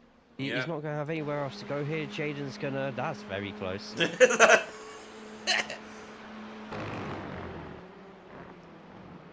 Oh, Logan. Very interesting there. Logan, if Logan takes that outside line, he's going to have a horrendous amount of speed. Jaden playing it still safe on the blocks inside. in, really. No, he's not. Now they've sorted themselves out. And here comes the lunge from Logan. He's going to have that much quicker inside I line. thought that was very curtains. Oh, I really did. Can get so close to going wrong there. They're going to carry on going too wide here. Jaden's going to adjust his line. And wow, Go look on, at the... Demis! Go on! Oh, poor corner from Logan just there, but to be honest, do not go anywhere, folks, because the next couple of corners here... I can't believe how close all these cars are for the lead. I know. This is brilliant. There's nothing between all of and them. Demis! And Demis touches the wet stuff. Oh! Little tap Stay in on it, stay in it, stay in side. it. That's nice. Jaden That's goes for the nice. up and under, but Demis parks it on the apex there. Good defending. Very good defending. That's awesome. And that was Logan, sorry, trying to go for the pass there. My bad. I think Logan's going to get him here. A bit of fighting here. Tell you what, Demis is not going out here without a fight. As Jaden takes that right-hand side. If I was anybody in this pack, I would jump straight into the pits, which all 3... Result XPO Sims, the whole lot. They know what's happening here. Yeah. There's a little bit more fighting. And to be honest, they've done exactly the right thing. Just those 2 corners and them being side by side right now has probably saved those Result XPO Sims guys seconds, literally. Yes. Which could put them in the lead after all of this. Although, with Logan's speed now he's out in clean air, it might not do them any good. Oh, he sailed it through there, though. Look at that. Jaden's on him. Jaden leaving a lot of space just in case the worst happened there. Yep. So Logan's gap has gone. I'm sure he'll find it again. Search underneath the sofa. Yeah. Underneath the pillow, might find it there.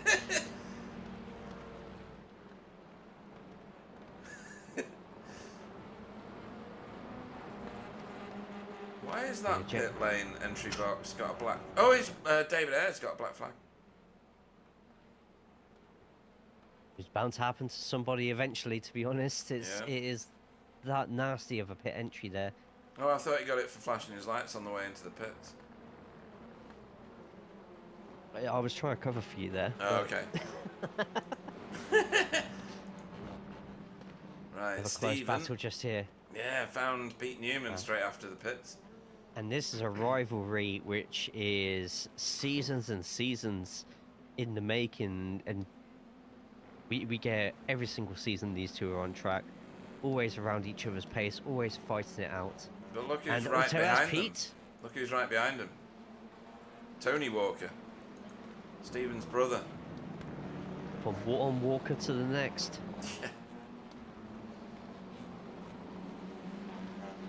So Pete did catch a little bit of water on the outside exit curb. He did. And to turn 9. Yeah, a couple of cars have caught that before. So these guys have all pitted. They're not going to go to the pits. In fact, behind him is the Result and Pure Sim cars. The other 2 even. Yeah, Michael there, and Carl. Roger Morton's gone to the pits now. Hopefully a safe pit lane entry as Renee gets underneath Andy Littler and he's away. That is a battle for position, so Andrew doesn't have to let him have it if he doesn't want to. And I see what Andrew's going to have a lot of momentum here is he's got Chesney right behind as well. So Andrew might play that one a little bit safe. Just follow the lines for now. Oh, there's a lot of smoke just there. Yeah. That was Michael Hall ahead. Or someone like that. Wonder if someone got caught and it was just the power slide coming out of that. Maybe. Trying to see who's got speed over who. Casper underneath. Oh, it was Carl. It's Carl's. Oh no. It must have been Michael Hall. I've not got any incidents. They mustn't have done it. Oh, hang on. Yeah, I have. What happened here then? Because it did create a lot of smoke. When if someone hit the curb. There. Yeah. You are absolutely right yet again. It's just experience from the officials this week. I'm running a couple of laps myself, getting some. You get some horrendous air sometimes, which if you're in a Civic or an Audi, well, Michael in the Civic just there, it can really be deadly sometimes. Deck Crowther gone to pit road from 4th place. He's doing really good. At the moment, with those who have pitted, if we go by those who have pitted, it's Pete Newman, Stephen Walker, Tony Walker, Casimiro, Cal Hardy, and Tamas as well. Those still yet to pit: Logan McKenzie, Jane Scotland, Dennis Titular, Jamie Wilson, Chris House, Chris Needham. I'm sure we've got one or two others. We've got, of course, Andrew Littler as well. And Tyler Van Gaal hasn't pit either, so a handful left. We might see him this lap, though. Yeah, and Jamie Wilson's only up 23 positions. Slacking. It's absolutely slacking. Oh, that was a close pit lane entry into the racing line.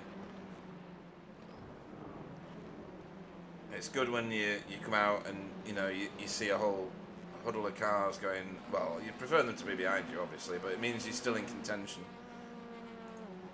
And you've not gooned your pit stop. This is Tamas under a good amount of pressure here from Michael. Takes a really wide line into there, but it does him well. Ooh, a wide one here as well. There's a lot of unsettledness, and Michael might try something here. Oh, that's that water. A little bit of a puddle as well. That will definitely do it. Yeah, that's brutal, that. See how it like hit the car, if you know what I mean? It really disturbed it. It was just, it just seemed like a massive comedy of errors there. Yeah. Like, Tamas was literally begging Michael to take that place and trying to make it look like an accident as much as possible. All right, what's going on with Demis? So, all right, Demis has got Jamie for intimacy. For his pleasure. For his pleasure. That's a nice line off that corner from Jamie as well. Yep, ribbed.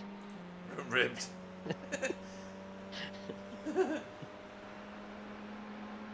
See if Jamie can make a line like a Trojan horse through this one.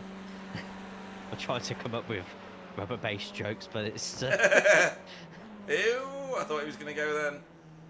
We've got someone called Michelle Scotton on the chat. Evening to Michelle.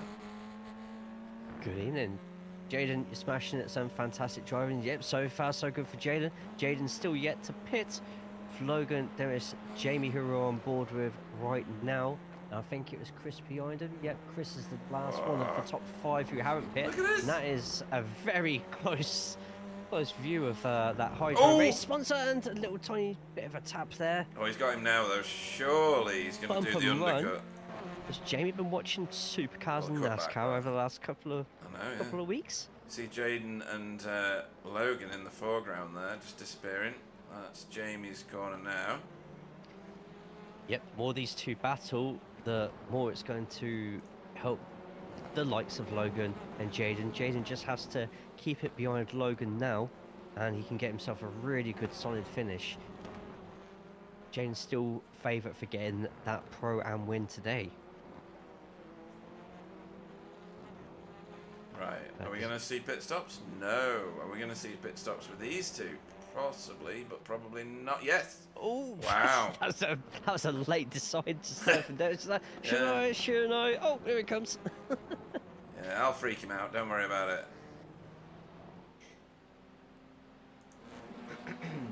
A nice safe pit entry as well. Yeah, nice. So, bit of gap in between a lot of the cars now after all the pit stops. That often happens, but they do like to torture me at the end of the race by all getting into like a whole load of battles. So don't look away, folks. And we've still got fighting going on. Tyres Van Gaal. Yeah, reversing through the kitty litter. I've seen better tactics. And that's a black flag for tyres as well, so I What? wonder if that's incident Really? related. Right, what happened then? Did the two So cars... he's overrun this corner before. And he's done it again, has he? Yeah. Oh, yeah. Yeah, that was... I think netcode saved Fee from quite a lot of damage there. Because I saw some solid air between them as well. Not that that was anything to do with the crash. So just a misjudgment there for Thijs van Gool. Yeah, there's coming in hot and then there's coming in absolutely volcanic. Yeah, that's good. I like that. Nice. There he is, into pit road to serve his penalty. Right. Drive through, I think, for that one. If I'm yeah, you don't not get a stop and mistaken. hold for that. Yeah.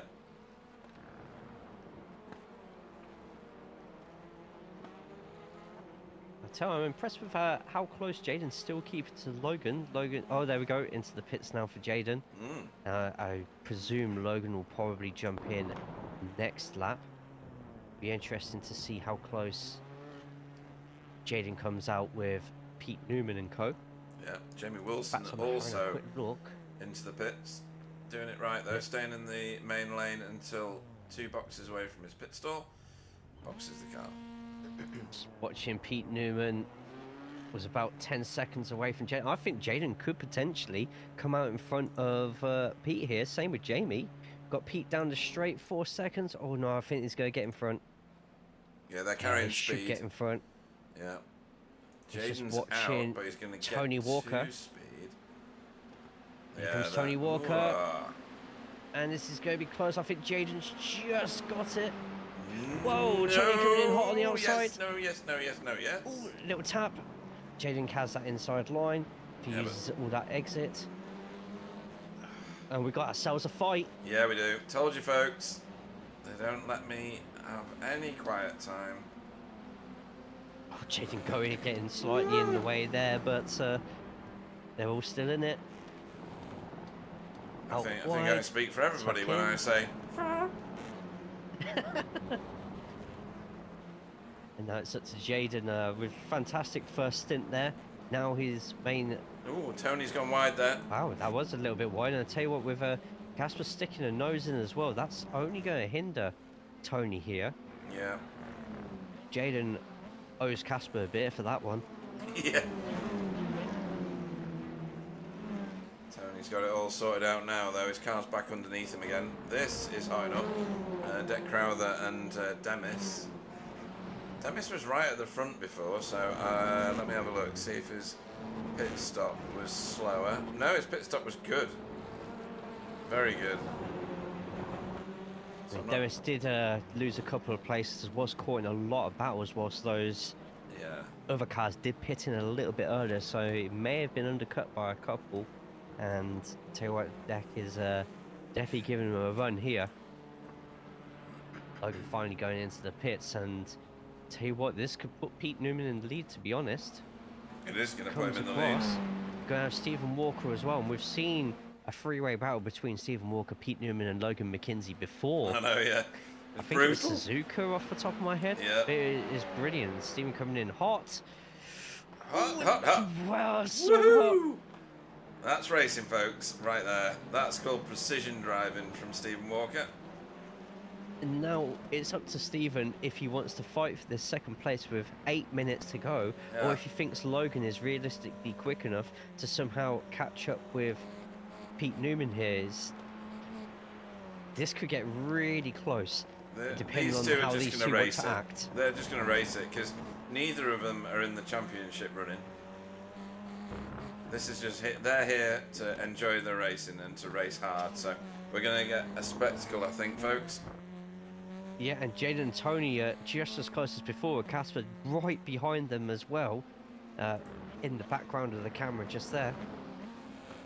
Jaden not able to shake Tony off just yet. And I'm wondering if Casper's going to be looking at making a move. If not, he might just be settled for where he is and just let these two fight. Well, just thinking of the championship right now, Jaden Scotton is on 859 points and Casper is on 835 points. So Casper will want to dispatch Tony and Jaden and get a points advantage here.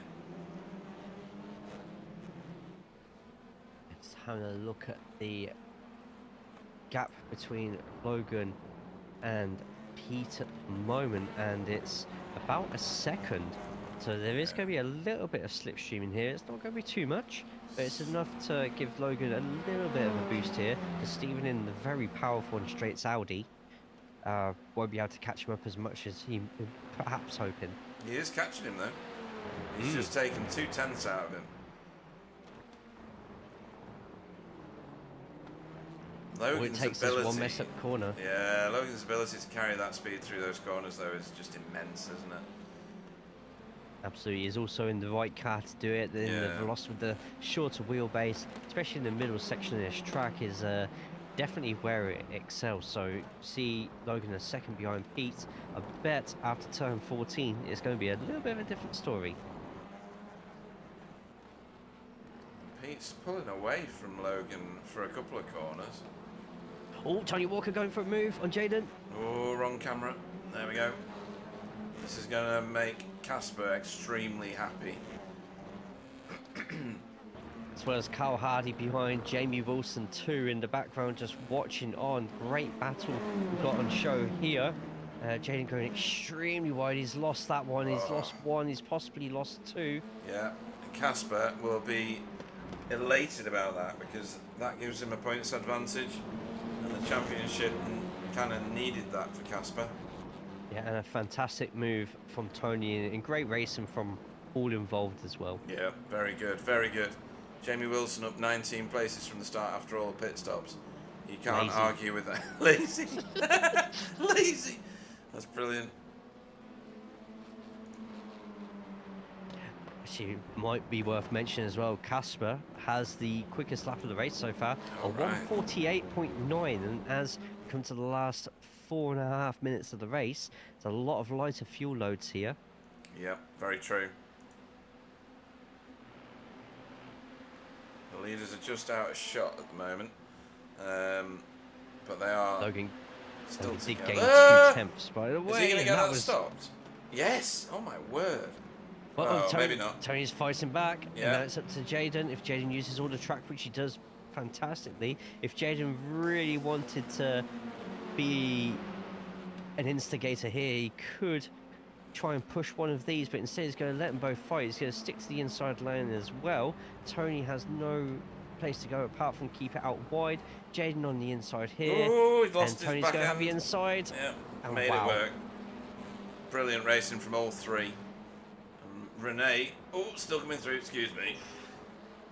Ooh, that nearly, Demis nearly accidentally going a bit too wide there. He's still going on the inside. Still in it. Rene's got the outside line. Demis. Rene's going to have that one. Yeah. I just saw Rene just go into a little pothole of water there. Yeah. Didn't know they were on the bloody streets of Grimsby. Just... dear. Pete Newman still leads this race for Result XPO Sims over Logan McKenzie and Stephen Walker. Then you've got the chaos of that. Well, it's now a really big battle. 6 cars are in this. We're going to have... fourth place overall. 2 laps? Yep, we're on 2 laps left. Yeah, yeah. And tell you what are 2 laps this is going to be. Mental, this race. Can we come Also here got every week? I don't think the drivers would like that, to be honest. Just see there's a nice battle going on for 16th place as well. 16th. Yeah.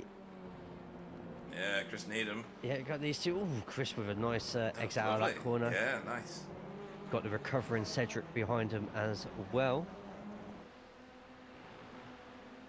Switch back to the very front here because Logan is getting all business-like with Pete Newman. And the more that they do, the more Stephen gets a chance to catch up. Stephen falling behind nearly 2 seconds at the moment, but all it takes is 2 wide through that middle sector and everything is pretty much going to be all square. Logan using all the curb to open up that corner, then all the corner on the exit, but it is an extremely bumpy set of curbs there. Can unsettle the car. Go down the back straight. Two Elantras still thrashing it out. This group, including flashing lights from Carl Hardy. I think he was saying, "Wait for me."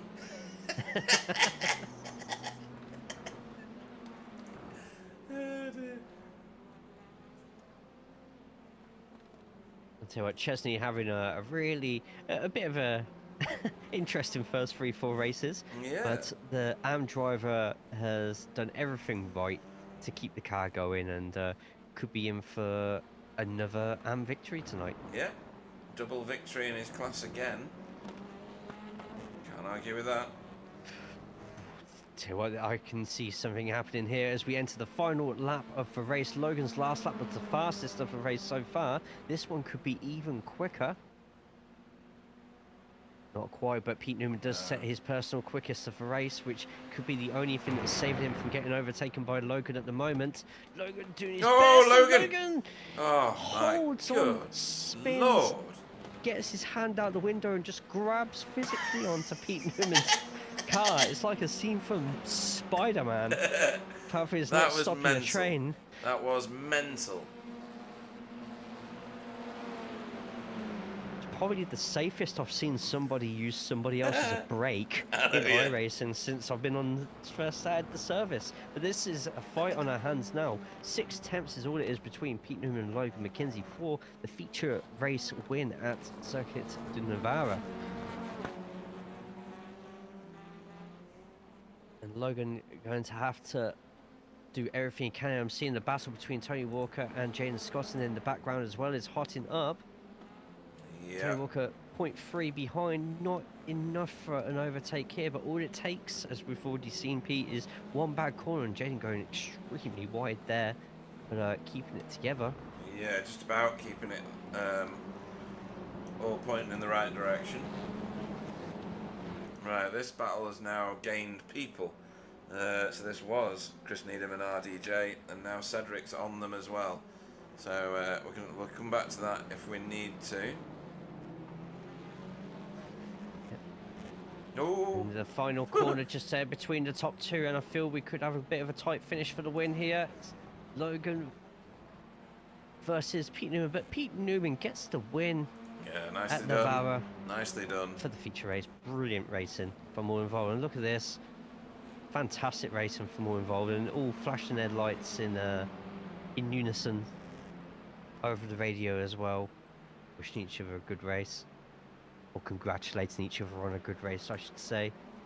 This is the next battle of ridiculousness. Cedric not able to do anything with Chris Needham. I was wondering whether Chris Needham was going to get a position there, but he's not, because RDJ's gone all defensive-like and breaking the toe. Where is Jeff Saunders? That's Jeff. Because he's got lots of friends to play with at the moment. They've all come battling at the end again. You know, I would have thought it would have been fantastic comedic timing after what we said about Jeff and that Safe Drivers Championship. If we went over to him and that Audi was on its roof. Yeah. A bit wide just there from Roger Morton, but I don't think Jeff's going to have enough here. I don't know. Oh, he that might Audi's actually. pretty He does. racy. He's going to Jeff get is in him. front. He's going to get him. No, he's not. Roger. Oh, he's not done him. What was the difference? He No, has. he He has, hasn't. hasn't he? No. 0.012 of a second. Wow. Roger Morton defended that. Good effort. From both of them, obviously. Blimey crikey. I actually thought Roger was about to sideswipe him there. That would have been a little bit funny, not going to lie. There's Flashy. Doing what he does best. And Oliver Payne, where's Oliver? There he is. have to find out what happened to Oliver, because that was a bit inexplicable. Over the line he comes.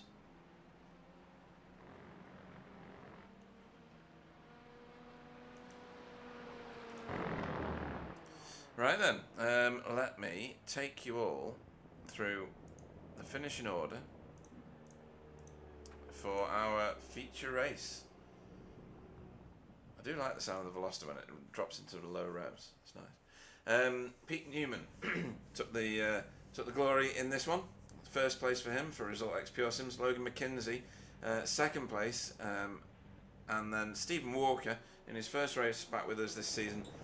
Third place, podium finish for him for BSTV Esports Pink. Casper Smirnoff was fourth for Sim Racing School. Jaden Scotton, first in class, fifth on track for JC Academy Gold. Gets himself a class victory. Tony Walker, second in class and sixth on track for BSTV Esports Pink. He's had a couple of good races. He was 12th in the first one. So he's got some good points this week. Seventh it was, and third in class for Carl Hardy for Result Clothing, which matches his first race. And Jamie Wilson finished in 8th place for Team Chimera. 9th was Michael Hall for Result X Pure Sims. Thomas Asboth was 10th for Spin and Tow Motorsport. Deck Crowther was 11th for Blade Designs SRL. Renee Earhart was 12th for Cutting Corney on a massive recovery drive, same as Jamie Wilson in 8th there, for Cutting Corney TCR team. Demis Tixelar was 13th after leading the race for quite a lot of laps for Hydro Race Racing Forces. Euro Larkin and his teammate finished in 14th behind him. Chesney Vandenbroek was 15th and first in class again for JC Academy Silver. It's getting a bit boring that now, isn't it, Jay? No, not yet. Not yet. I think you're opinionated. Give it one more. RDJ, Ronald de Jong finished 16th for Hydro Race Racing Forces, and Chris Needham finished 17th for Air Smart Racing. Cedric Somerains was second in class, 18th on track for JC Academy Silver. That Silver team locking out the top 2 podium positions for AM class. Where's my button? There. 19th was Fraser Geraghty for Insignia Motorsport. Andy Littler was 20th. Oh, and third in class for Fraser Geraghty, of course. Apologies. Andy Littler was 20th. That's a great result for Workguard. Roger Morton was 21st for Result Clothing. Jeff Saunders finished 22nd. Fee finished 23rd for Workguard. Daniel Lewis finished 24th for Blade Designs SRL. Chris Dixon was 25th for Workguard. Thijs van Gool, TVG, was 26th. Stefan Goebel was 27th for VTS Esports after getting turned off the track at the first corner, or the first bend. David Ayres was 28th for Safeguard. 29th was Oliver Payne. Donny Alpha Henriksen was classified in 30th.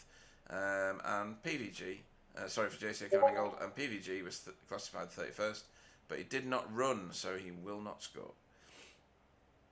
Well, that was drama filled, wasn't it? Absolutely brilliant, that. Yeah, as much as a lot of people do dislike this circuit for lapping, you've got to admit, when it comes to us watching all the battles, the fighting on track definitely makes up for any shortcomings that it definitely has on a driver's side. And provisionally, before we actually vote, who's in your top thoughts for driver of the meeting? Because for me, there's just loads. There is so many, isn't there? I'm going to have to get all stato on this one. Look at average speeds through turn 1 divided by, how deep into the year their birthdays are. We're getting a proper deep dive, I think. Or I'll ask ChatGPT, one or the other. Oh, ChatGPT, that might be the solution. Although I did catch it in a mistake the other day when it was calculating a mortgage payment. Oh, that's the worst time. Yeah, I know. And I was like, did you account for compound interest? And it went, actually, no, you're right. I was like, yes, I am. I like it when it says I'm right. Yeah. I am more clever than ChatGPT. So Pete never said that. Okay, so yeah, too many candidates really. Um, what a great track this is for racing. Um, we had a blast of a race the last time, and I remember it was raining the last time we were here as well, wasn't it? When JB DeJay was in Pitbox 1000. But yeah, right. Let's start with the interviews, and we'll start with. Oh, hang on, I've lost where my mouse is. We'll start with race one winner, Logan McKenzie. Good evening. Good evening. Let me find you on. Oh, yeah, I've already got you on track. Let me choose a better camera so that people can see that wonderful livery. That's Stefan. And this impact as well. Oh, oh, wow. Yeah, Oh, that'll send your felt fillings that. shaking, won't it? But yeah, where are you in there? You're in that melee somewhere. Trying to avoid it all, I think. Race one, very controlled. Race to the finish line. You've obviously got some laps underneath you around here. I hope you say yes, as you are 4 wide on that screen going through turn 3. You know, practice is everything, isn't it, Logan? That's how drivers get good, and you've obviously put plenty in. Yeah, and this is one of those tracks that definitely rewards more practice. And I'd say I definitely don't have enough practice at this track to really be anywhere close to being an expert, because the way you have to play with the curbs here is there's so much lap time in it. Yeah, and in that first race, playing with the curbs was that also involved playing with the puddles, and it caught you out a couple of times. It grabbed your car, as it did virtually everybody who hit those same puddles. It's really good dynamics that iRacing have created for these wet conditions, isn't it? Yes, I will still argue it feels like these puddles do not dry up fast enough right now. I mean, like the first, I could tell during practice, I was thinking, oh no, these puddles are barely here, but I know they're going to be, based on the last couple of ATC races we've done, I was like, I know these puddles are going to be here in an hour, and they were. But no, it's a lot of fun, especially when there aren't a whole lot of them like they were today. It was very manageable, and by the second race, you could use all the curbs. Right. Okay. No, that's good. And on that note, let me enable streamer mode a minute, because I think my doodaloos are all pinging through. Where was I going? On that note, Alpha Touring Championship. Where are you at right now? We got one race left. We're going to Bathurst to finish the season. And then we're on break until January, where we celebrate our 5th anniversary. Oh, very nice. So, yeah, anybody interested in racing in an American time slot, do go and check Alpha Touring Championship. They've got their own website, just like BSTV, and they race, well, it'd be kind of overnight for us, but, you know, if you are about, or you're happy to stay up, as a lot of people are, go and check it out. Big grids, very competitive, nice fair racing. Jay's experienced it, and it was a blast for you, wasn't it, Jay? Yeah, absolutely. Would 100% do it again when I can. Yeah, very good. So yeah, go and check that out. And then in the second race, Logan, like you say, you could attack those curves a little bit more. You were through the field good and quick, but there was a few times we saw you kind of boxed in by people, with Demis Tigchalar, one of them, and you know, it was a struggle for you to get around them. We saw some wonderful overtakes from you, though. There was one where you were leading into, I think it might have been the very corner that we're looking at right now, and you just kind of said, well, if you're not going to let me go left, I'll just go right then. Screw you, I'm going this way. Yeah, the second race, I definitely dealt with, I made the race a lot easier for myself by I got stuck on the outside going into the first couple corners, and I just thought, well, I'm getting nonstop 3 wide calls, so I'm just going to hang it all the way outside track limits, and because I can't see anything to my right.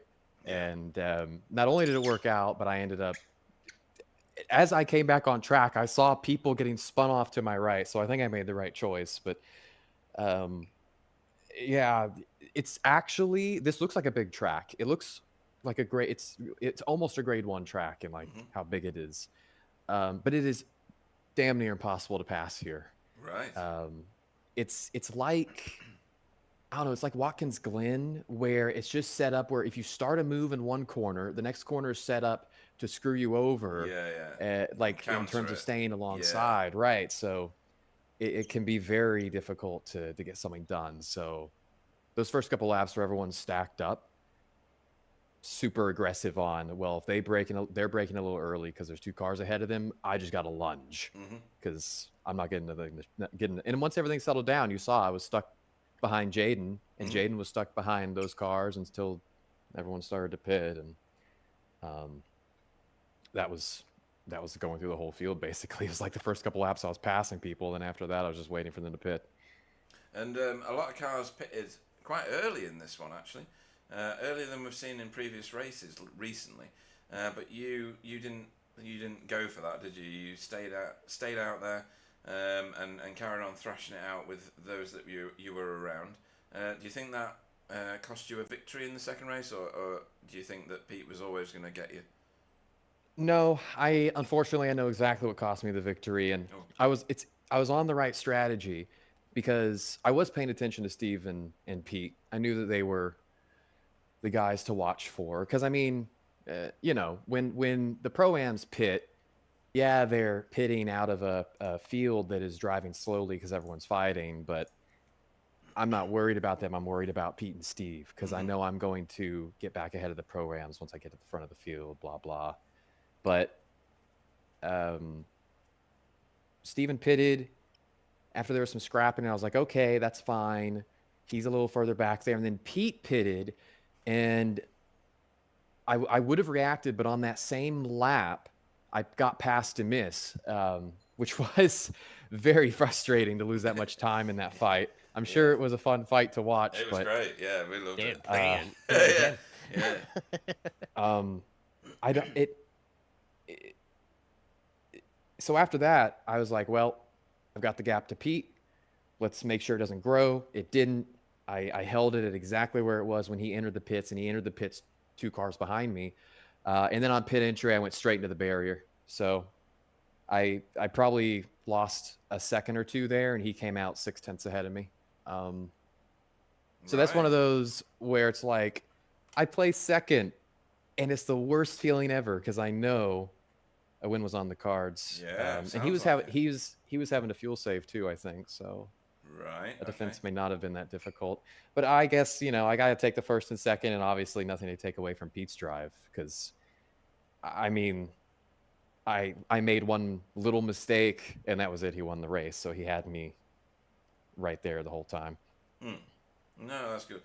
We didn't. Well, I didn't know that you'd connected with the wall on pit entry. Did you know that, Jay? Because I didn't see a thing on it, to be honest. So I got it turned enough to where I speared the left front into it and bounced off enough to just throttle into the pits. And of course, I have the faster pair. So yeah. Okay. The moment I knew I was going into the wall, I was like, okay, how can I pinball off of this? That's right, folks. Even Logan can schedule his crashes to be perfect. So next time out, it says on the schedule Red Bull Ring, but we've already agreed between me and Jay that we're going to change all the rest of the tracks to Navarra to the rest of the season. But if it was at Red Bull Ring, are we likely to see you on track or in the booth? What's your schedule like for next week? Yeah, it just depends on what the life schedule is like. But I would certainly love to race at Red Bull Ring. Cool. I think I don't know how I feel about it as a track, but it's probably top 5 in terms of like where I'm the fastest. So if I could get out there and show up my pace, that'd be a lot of fun. Yeah, that sounds like it. God, if that's one of his fast tracks and this was one of his slow tracks, Jay, we're doomed here, aren't we? So, anybody you want to shout out to, Logan, before we let you go? I will give a little cross-promotional shout-out to Michael Polasek, ATC champion once again, and John Daniels, who basically needs hell to descend upon him for him to not win the Delta Championship. So, shout out to those 2 guys. Right. Yeah, well done to them. It's no mean feat to get championships in ATC, I can tell you. 60 car grids, you know, you don't win those for being a slouch, that's for sure. But we will look forward to seeing you hopefully racing at Red Bull Ring this time next week. Legend McKinsey, everybody. Thanks for the host, guys. Right. Who should we bring in next? Let's bring in, well, it seems only fair to bring in our other race winner for the evening, the legend that is Pete Newman. Good evening. Evening, chaps. How is it going? It's going brilliantly well, isn't it, Jay?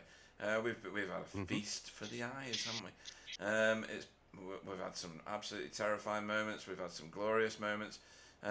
First race, you had to play bridesmaid to Logan, but completely reversed that schedule in the second race and got yourself a class victory. An overall victory. It's certainly been a points-rich week. I'm going to put it that way for you, hasn't it? Yes, not been too bad at all. Although I was cursing Logan for stealing that pole position from me, straight at the death there. Yeah. It's crucial points. Yeah, it was his last lap, wasn't it, as well? Yeah. He really did pip you. So, is it masses of practice, or do you just get on very well with this track? Well, no, to be fair, done just the usual amount of practice. Obviously, Carl puts the session up Thursdays and Mondays. I did manage to jump on yesterday for an hour or two, which is a rarity, so maybe that helped as well. But yeah, didn't really do any practice in the wet this week, so joining with the wet track and practice, and obviously throughout the race, it was a little bit interesting, and just basically meant you couldn't really make too many mistakes and go offline, it suits me reasonably well. Yeah. I mean, the track could be easily described as moist until you went anywhere near an apex, right? So how much of a readjustment did you have to put into your lines? It was mainly during practice, if I'm being honest. By the time we got to by the time we got to qualifying, you could basically do the normal race line and it not really hinder you too much. It was mainly just the last few corners. They were a little bit wet still, but yeah, not really anything that was actually going to slow you down too much. So yeah, by the time we got to quali, it was fine. Right, very good, very good. And your Result X teammates have had a splendid evening points-wise. It's been Michael finished 12th in the second race, and what did he do in the first race? Because I'm rubbish. Sixth. Fourth or fifth? Sixth. Yeah, I knew that. So a pretty points-rich evening, and you need it, don't you? Because there's only the two of you in that team. Yeah, and I think the JC Academy's keeping us honest. Yeah, those pesky guys. If you could speak to their team boss right now, what would you tell him? Oh, I've got some words. Let me tell you. Well, go on then. No. Where's that bleep button? We had the bleep button out before. Let's do that. Just no. a couple of bleeps. Oh, that's funny. Right, and we go to Red Bull Ring this time next week. It's a completely different package, really, isn't it? It's it's ridiculously fast in certain places, and then catatonically slow in certain corners. How do you go at Red Bull Ring normally? I think reasonably well. Don't really want to curse myself too much. I'll just say 1Xs are a potential thing to watch out for next week. Yeah. And I'll leave it there. Yeah. It's been like that for ever since that track came onto the service, to be honest. You'll be glad to know that it's one of Logan's favourite. Well, it's not a favourite track of his, but he says he's fast there, which should make everybody worry, I guess. Anybody you want to shout out to before we let you go and celebrate your victory in the feature race and your second place in the first race? Big shout out to Alan, because every week he's messaging me and giving me words of confidence, words of praise, and I don't really deserve it, but I do appreciate that. So cheers to Alan. Wish he was still in the booth, but I know he'd probably be listening. So yeah, thank you. obviously everyone in the Result X Pure Sims team and lineup, and everyone on the grid, you guys, and my mom, my dad, God, Jehovah, and obviously can't forget Carly. Yeah, absolutely. Great stuff. Well, that's one of the funniest thank yous I've heard for a long time. In that case, we wish you all the best at Red Bull Ring. Pete Newman. Thanks all. See you in a bit. Very good, very good. Right, let's bring in. Who have we got? Let's bring in Mr. Stephen Lucky Wookie Walker. Hola! Hola, ¿cómo Hola. está? ¿Cómo estás, bendiga? Where are you? I'm trying to find you on here so people know who I'm talking to. You brought out one of the good BSTV paints. I like it. It's the first one I could find. Is it really? Well, Right. I went into the directory and then I was like, oh, that colour, I'll take that one. Yeah, nice. It looks beautiful. Audi. Explain to me, Audi. Why? I've been driving the Honda for so long, and I'm not doing a lot of TCR racing at the moment, full stop. Mm-hmm. And I was like, do you know what? I'm just gonna go in the Audi. I just want to drive something different. If I'm honest, I'm getting bored of the TCR anyway. So I was like, do you know what? My first love on iRacing it was the Audi. Mm-hmm. So I was like, do you know what? Let's smash out the Audi, and it did not disappoint. No, well, it didn't disappoint us either. Some of the footage tonight was absolutely brilliant. How can anybody say they're bored of the TCR? I shook my head so hard. I think I've actually injured my neck. Oh, I'm sorry. You've given him Fine. whiplash. Cry myself to know. sleep tonight again. Yeah. So what if not the wonderful monster that is the TCR? What are you racing then? Don't say GT3. Don't say GT3. Or 4. Or It's 4. the- Or 4. Sorry, I'm gonna say it, but it's the Ford Mustang GT4. Oh. It's just so much fun. I'm really enjoying that, and to be fair, doing a little bit of GT3 in the Aston Martin just for the Oh. sound. To be Dear fair, me. Aston Martin. Well, okay, yeah. Fair enough. Aston Yeah. Martin is a nice car. Do you still get the Yeah, flames coming out the back of it or not? Yeah, I think I saw some the other day on the replay. That's Yeah, fine then. That's fine. Yeah, because I'm not. I'm normally busy on Wednesdays. It's just because it's there's a break this week, so I thought, oh, I'll be able to like fill in this week, and Mm-hmm. for the next like 10 weeks I won't be here, and I don't know after that. It depends because I'm doing a course, and I might not be able to afford to do the third one. So because I've not been doing the Wednesdays, I've barely been driving it. I've literally just been doing the official on a Tuesday. Mm-hmm. If I've been free, and just whacking on a random setup and just with literally no practice and going and doing it just because it's something to drive. And it's probably a car I can get away with doing a little bit less practice than the other ones. Yeah. So yeah, I mean that's basically it really. Right. Okay. It's just been fun, to be honest. It's been fun to drive something different, but I do miss racing in a league. Right. Okay. No, well, you're more than welcome to obviously jump back in whenever you can, and we hope you do a lot more. You say you're not available for the next X amount of weeks. Yeah, unless there's like a break over Christmas. I'm doing a course at a college, and if like obviously I'm here today because it's half term. So if they're shut over Christmas, then if I don't know how the dates fall over Christmas and New Year or whatever, I don't quite know what will happen with the dates there. But I should be able to do a couple more, especially into that period, maybe in the new year as well. But Cool. as soon as I can, I'll be back, even though it is TCR, just because it's something to do in it. Yeah. And it's a lot of fun. I really enjoyed it out there. Jay, he should do a course in driving a TCR, and he could be the teacher. You know what? That's money right there. That's money. I That's golden. That. So isn't it? no one is taking lessons from me after how I drove today. What? What? Are you kidding? I best I get my should- deposit back then. Hang on. Yeah. I should have been on the back of particularly race one. I should have been on the back of the top three in race one, and then I should have really been on the back of Logan and Pete at that in that second race at the end. I just too many tiny little mistakes from a car that I don't really drive too much. Plus, sometimes the wet lines, the white lines, caught you out a little bit. Yeah, And I wasn't used to the braking in this car. It's literally on or off. It's yeah. really Yeah, weird. it's the Audi. That's Yeah, what I'd it forgotten does. about Yeah, that. yeah.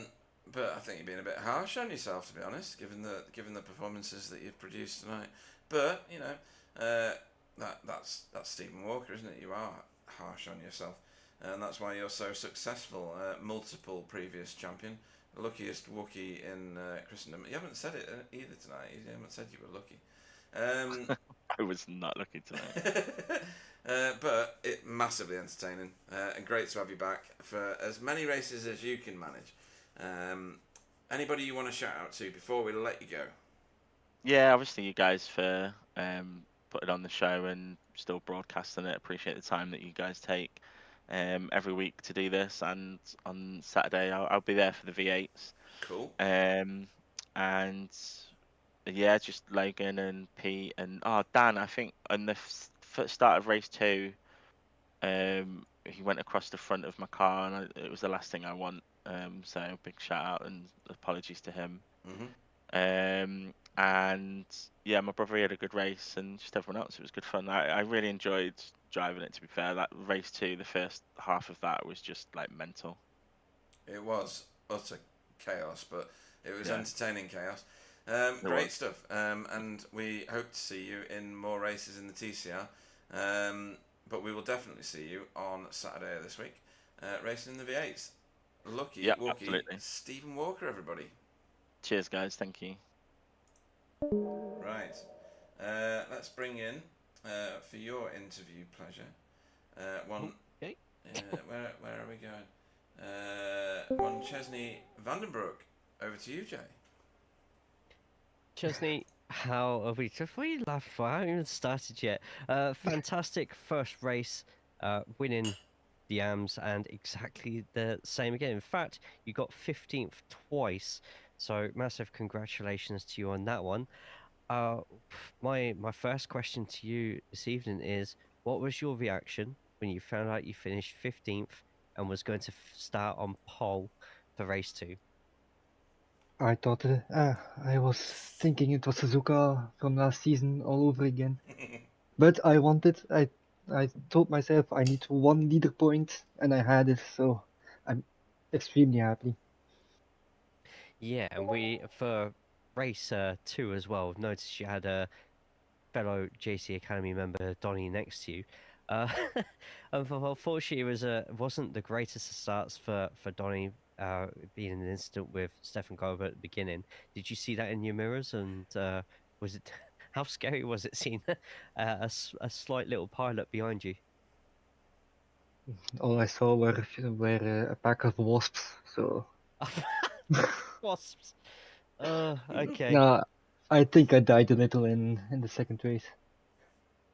Like But actually, my heartbeat skipped a bit at the second lap. well, you did lead for the first lap, so you got a bonus point for that one as well. Then as the laps sort of went by, like more cars were just like getting quite nicely past you. You're giving them plenty of space. Was your thoughts just to keep it clean, keep it nice and smooth, and just let the race run itself? Yeah, I wanted to keep clean, but I wanted to keep some positions. Like I wanted to be in the top 10 when the race finished, because I want to know how the faster guys battle. And I wanted to know their lines, and I wanted to know how they brake. I wanted to know how they go side by side. So that's why I wanted to be right in the middle of the pack. But yeah, Jura gave me that, so. Yeah, no, it looked like you got that for quite a few laps until the pit stops. So hopefully you got plenty learned there. But yes, two first places in the AMS. Surely you think you have a chance at the championship now after after taking advantage of mistakes by others and getting 2 wins tonight. Surely we're going to be saying at the end of the season, Pro-Am champion Chesney. Don't put me in Pro-Am. Nope.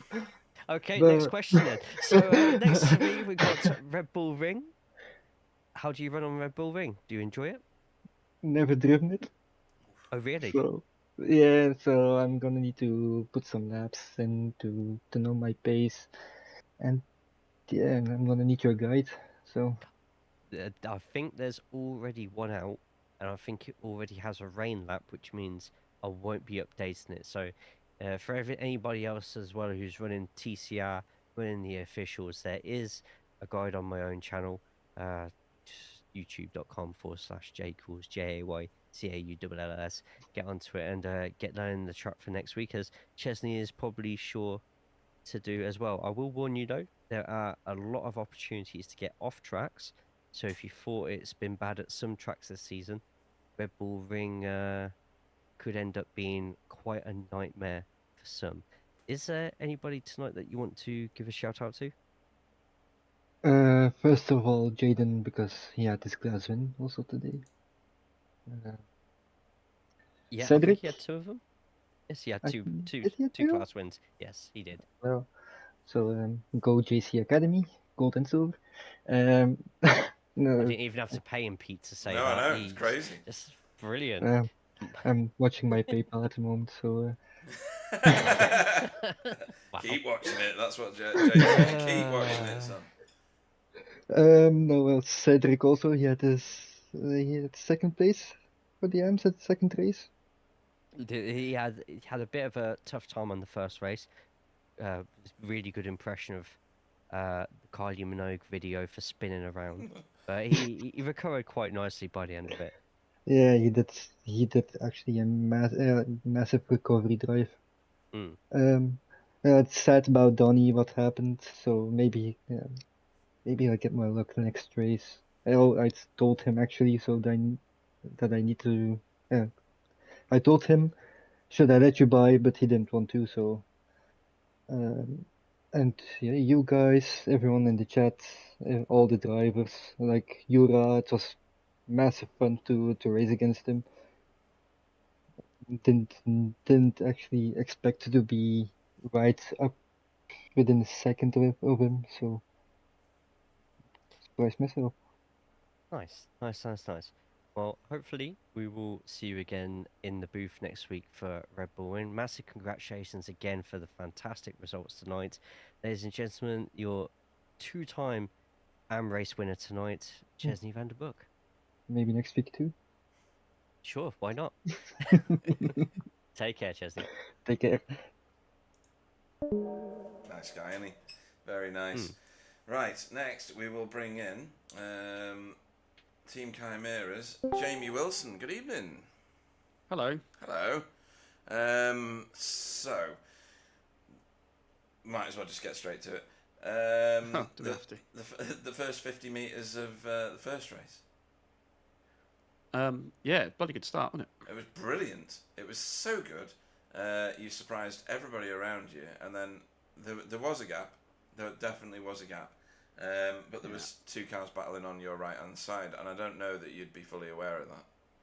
No, I was aware of that. Oh, the you problem were? was, yeah, no, I knew that. I didn't know what the exact spacing was because obviously I'd lose sight of Rene when he's on the other side. Yeah. But,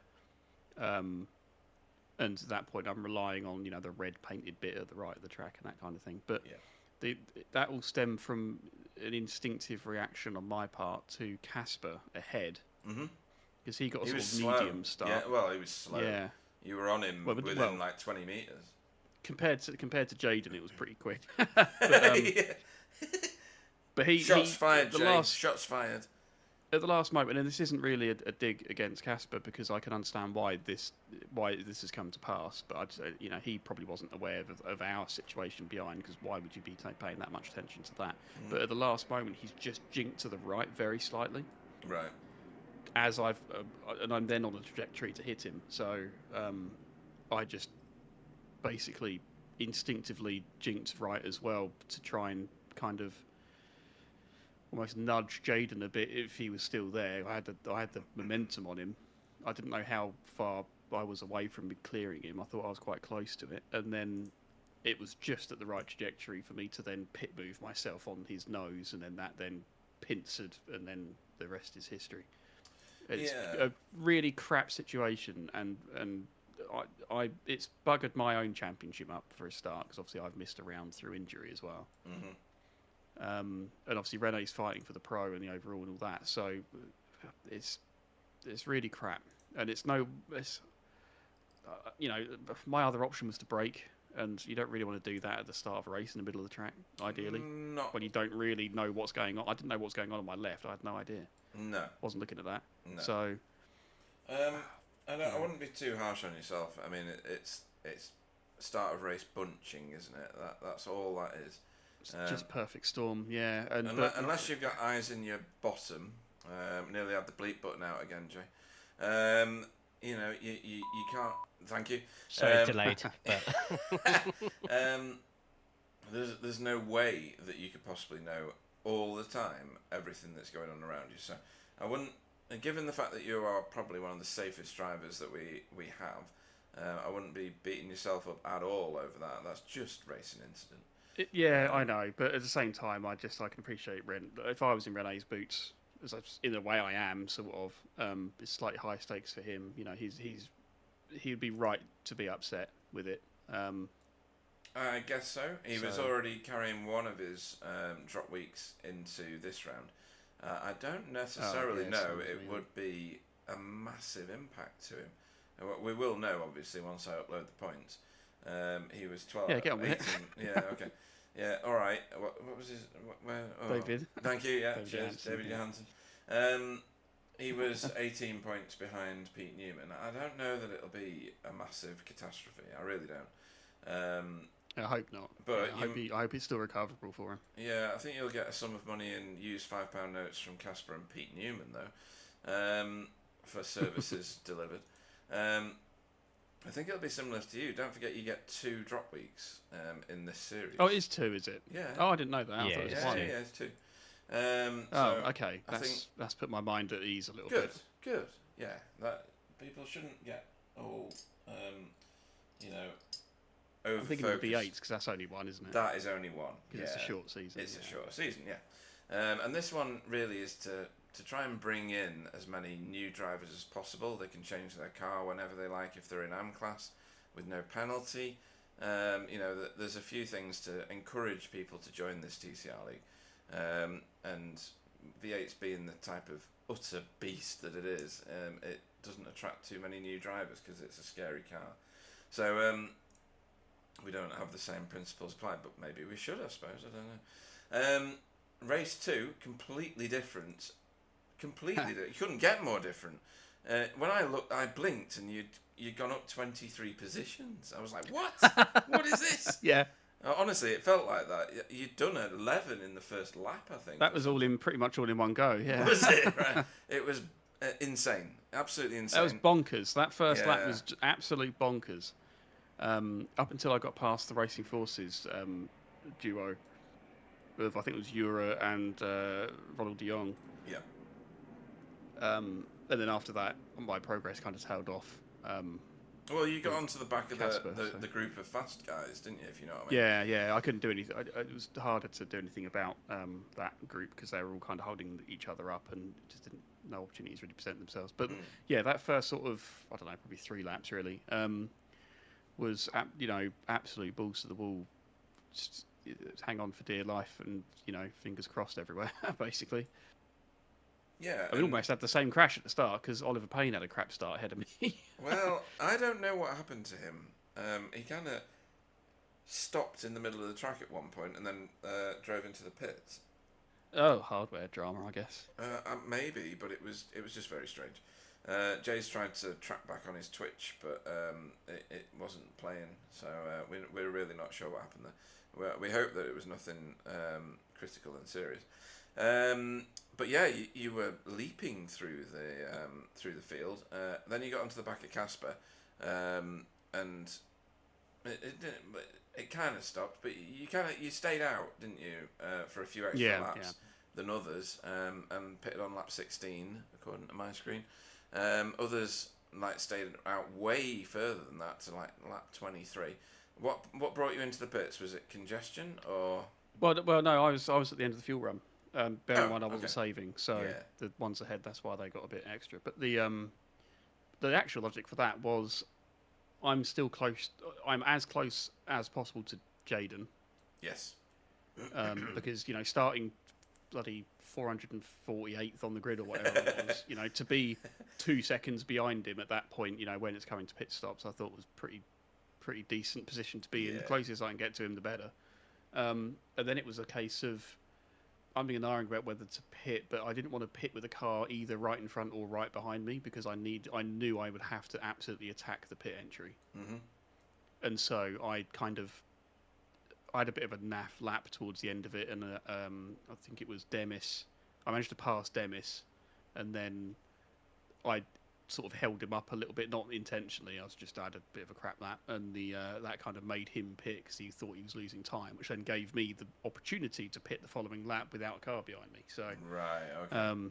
and I very nearly sped on the pit lane as well. Got away with that. But because I hadn't saved, of course, I had to put quite a bit in. So, and then to come out behind Carl was really the just insulting, really. Yeah. Dear. Funny. But, I mean, Jay, you can't argue with that second performance from Jamie, can you? Oh yeah, absolutely. It was a monster run to watch, and every time we went back to, we were just, oh look, another couple of positions. Yeah. It was a really good fun watch. I'll get my footage uploaded because that second race is very much hair and scare him for that first like 2 or 3 laps. I'll definitely be watching that. And Jay, we want him to overcome Jaden, don't we, and be top of the pile on the pro-ams, yeah? Well, everyone likes a close championship, so we the viewers will end up being the winners of that one. Stop trying to put words in my mouth. I mean, you need to. You must be force feeding him Ready Breck or something because his pace was just amazing. Yeah. Jaden's a driver who he only gets better as the season goes by. He's like a sponge. Anything you try and teach him, I'm not surprised. I'm not surprised he's a sponge. All that Ready Breck shredded wheat and Weetabix he's eating. He must be eating to do it. Super absorbent. Yeah. He is very fast. But yeah, I'm just trying to make you say something you don't want to say. Red Bull Ring, Jamie. Yes, I have fond memories of the Clios there with Spence McCarthy and Sam Blees locking their entire cars up into turns every turn. Basically. Pretty much, yeah. That was brilliant. Memory. If anybody's not seen that race, go and find it in YouTube. It's one of the. Oh, and I think Gary Craig landing on my head in a Formula one of Tyler's races as well, Week 13 races. Dear. It is a very entertaining track. Do you think you're going to be able to bring out the big guns again? Well, it's got a lot of straights, and I'm in an Audi. Yeah, happy days. It's also got some very slow turns, hasn't it? Very sharp turns. I don't know if the gearing's going to work out with that. It might do. That's the lottery with the Audi. Does it happen to align itself quite well with the gearing? This place did, I thought. Yeah. So if it's a bit in between gears, then that's gonna siphon off the rest of the advantage. But it will certainly be minimum wing, setting the car up as if it's Daytona, and just try and zoom past everyone as best as possible. Well, that sounds exciting. And hang on to it because it's going to be rough on the infield bit. But there we are. But it's good though that there's more people driving the Audi now. I mean, tonight bearing in mind there was one season we had one Audi, and I think it was you. No, it was Anthony Hilton. Oh no, it was Anthony Hilton. Yeah, it's the last season of me and the Elantra. That was. Yeah. So tonight we had 1, 2, 3, 4, 5, 6, 7 Audis. That's pretty good. Well, Dan Lewis was leading the charge of the Audi brigade prior to me. Yeah. And he's now gone to the dark side. So. He has, yeah. He's bailed completely, hasn't he? But the Hyundais need charity as well. Anybody you want to shout out to before we let you go and start your practice for Red Bull Ring? I'm going to shout out Chris Needham. Oh. Because unnoticed, I think, unless you've picked up on it and I haven't seen it yet because I haven't got the broadcast on while I'm racing. Every race, he's been changing the little flag on his roof. What? I have noticed this. Yes. And it's just such a little attention to detail thing So I know he had an that American I thought one I'd shout on. that out. Yeah, he had an American one last week. What's this one Yes. that's on the top of this? Spanish, you'd hope. No, last week either he that had or a he's Brazilian back. flag on. He had Brazilian last week. Was it? That's Oh, right. yeah, yeah. yeah. It was last week I noticed it because I thought it was just patriotic where you're from and stuff. And then I noticed it was Interlagos and Brazil. I was like, oh, of course. So yeah, That's a lovely pretty cool. touch. Thank you for It pointing is, that out, yeah. Jamie. Now that had completely bypassed That's me, why. but we know That's how why I wanted to stupid shout I it am. out because it's only a little thing, but I'm sure he takes pride in that. I just want people to notice it because Yeah, it was a absolutely. good touch. So we should as well. How do I get closer on the top of that roof? Not like that. There we go. Right, okay. Very nice. Oh, well done to him. And a good shout out. Anybody else you want to shout out to before? Yeah, shout out to everyone I was racing there, especially everyone on race 2 that probably saw me as a blur at the first bit, and suitably didn't turn in on me and such. And yeah, thanks to you guys for putting it on, and Jay for all the stuff you do with the track guides and all that jazz. Thank you. All good stuff. It really is. And a great performance in the second race tonight. Jamie Wilson, everybody. Cheers, guys. Cool, right, and we're pretty much on time, so I'll just make us really late now by bringing in the whole of the work guard team. I'm going to do this a little bit differently to normal. I usually introduce them one at a time, but today we're going to go, good evening to Team Work Guard. Evening. Yeah, they're all in here. It's getting a bit crowded though, isn't it, Jay? My arm's stuck. Yeah. And I think there's a Carl Hardy pie over here somewhere. Just... Oh, there we oh go. dear. Yeah, there's the pie as well. Right, okay. First race, didn't you all arrive at the line in team order or something? I can't remember. Hang on, give me a minute. I'll just move this over to the right a little bit. You mean gridded? No, didn't you all come over the line together? Yeah, probably because we had lots of crashes. Yeah, we all binned it. Wait, you all binned it, okay.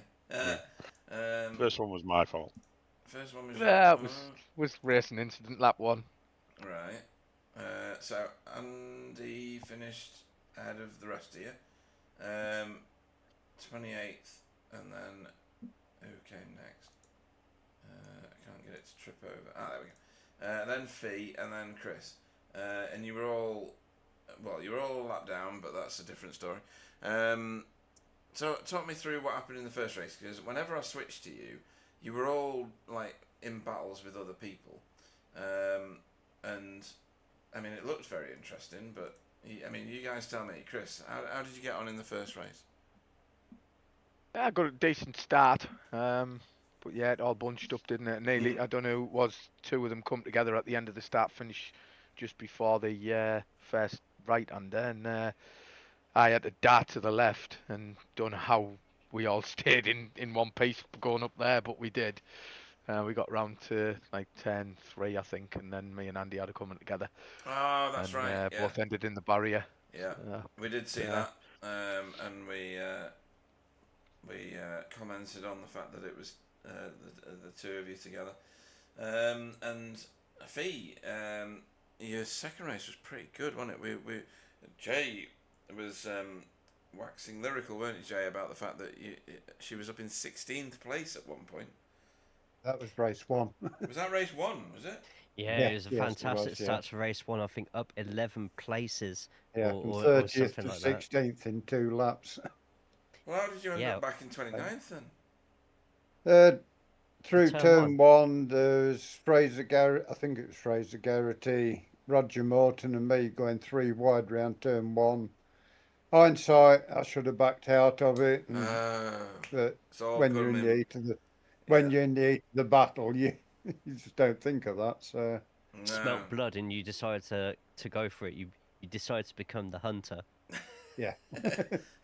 This is the one where Jade, you'll correct me. This is the one where Fee was going around the outside, and there was another car on the 3 wide. The one on the inside backed off. I think it was Roger. I think it Roger Roger? was It on was the Roger inside. on the inside, Right, yeah. No, we did watch that. So what? Were you just unsighted on your? Were you just? Did the red curtain come down and you missed your braking point? No, I thought we got a good run through the corner, and like I say, in hindsight, I should have backed out, but you don't want to lose your momentum, and No. we just, I think probably Roger hit a curb and bounced across, and Fraser moved across, and I ended up in the barrier. Yeah. Okay, so that was that one. And then in the second race, Andy, you showed the other two how it was done, right? Yeah, that went pretty well in that second race. Yeah. It was going all right in the first race, pace-wise, but obviously what happened with Chris and myself, it put us near the back. Actually, in the first race. You're not wrong. Actually, you're the lead work guard car this evening, aren't you? Possibly. For the first time. Yeah, for both. You were for both. Both of them. Yeah, both of them. He's rapid in this track. Fourth in class actually for race 2. Yeah, that's pretty good. That's very good. Given how many AM class cars there are now, because there's more joining all the time. It's getting good, this one. It's getting more and more. Yeah, the standings are getting pretty tasty too. The only problem is you're all a bit away from the top of the standings at the minute. So I mean, well, actually, you're not that far away. So Fee is exactly 94 points away from the top, which is not the biggest of margins, to be honest. I've got no chance though, because I'm going to miss another. Are you one banging or two drums races again? for Rockies, yeah. Oh, hey. Can't the ice hockey community do without you just for a little bit? And Chris, you're only 2 points behind Fee going into this race week. Andy, you've got a little bit to go, but I'm sure you're all going to sort it out eventually. How do you all go at Red Bull Ring? Well, personally, I love it. Yeah, I like the track. It's a good track, but we'll see next week. Chris is doing the political, party political broadcast of. Well, yeah. Depends I'll, if I can make it with the kids, all the stuff that's going on with the kids. But hopefully, okay. that's all sorted. That's why I've been missing a few weeks. But okay, yeah. Real life. That's all sorted. Yeah, real life gets needs to take. Well, yeah, get in the way or take priority at times. Gets in the way. Gets in the way. Yeah, there you go. Definitely. So yeah, Chris is going to tell us what he thinks of Red Bull Ring after he's driven it twice next week. Anybody you want to shout out to? And I'll start with the lead work card car of Andy Littler. Just the guys. Result. You guys obviously for the broadcast and everything you do for us. It's much appreciated by us all. And obviously the usual people watching. Awesome stuff. In that case, we'll see you this time next week, Andy Littler. Yep. Cheers. Thanks, folks. Night. And Fee, anybody you want to shout out to? Yeah, like Andy said, you guys for putting a great stream on. Everybody who takes the time to watch, everybody at Result, and a special shout out to Alan, who supports us all every week, and to Andy, who won his first TCR official last night. Oh, very good. Oh, nice. Very good. Didn't know that. Brilliant. And you? Yeah. You did as well? Oh, Andy won the 4:45 fixed setup race, and I won the 8:45 open. Oh, very good. Awesome. Congrats. Yeah, congratulations. Really good It wasn't easy either, because I got Oliver Payne on my gearbox all the way through the race from lap 1 all the way to the end. Never more than 3/4 of a second behind me. Right. Wow. And the P3 was about 10, 11 seconds back. Right. Well, that sounds like a brilliant race, doesn't it, Jay? Absolutely. Should televise them from now on. But no, well said, and good shout outs. Fiona Siddons, everybody. Good night, everybody. And Chris, they've gone now. So tell us what you really think of them two. Well, I owe them an apology, to be honest, because I've let them down the last couple of 2 or 3 weeks, not being here. So, yeah, sorry for that. But yeah, like I say, family came first, and had to make sure. Oh yeah, we're all absolutely, right. absolutely. But you really can tell us what you think about them. You know, we won't tell Nah, anyone. they're a good lads. They're a good team. So I can't really say nothing bad about them, to be honest. Okay, and who do you want to shout out to yourself? Obviously, yourselves for putting the show on as usual. Wouldn't happen without you. So all the drivers for turning up, and the people for watching. But I want to give a big shout out to Alan for messaging me a week or so ago just to make sure everything was all right. Obviously, I disappeared for a few weeks and didn't I didn't have a chance to get on anything. Had a lot going on with the girls and my son, so I needed to sort that. So yeah, big thank you to Alan, and thanks for letting the team know what was going on. And yeah, thanks to the team for keeping me in it and not ditching me while I ditched them. So yeah, pretty much that's it. No, very well said. And yeah, Alan is a beautiful human. He's very, very astute, and he picks up on even the smallest of things. And we love him for it, don't we? Because he's such a wonderful person. So yeah, well said, Chris. And I hope all of whatever's going on is all sorted for you. Hope to see you at Red Bull Ring this time next week. And if not, that's fine. We'll just pick you up at some point in the future. Chris Dixon, everybody. Thanks, guys. Good night.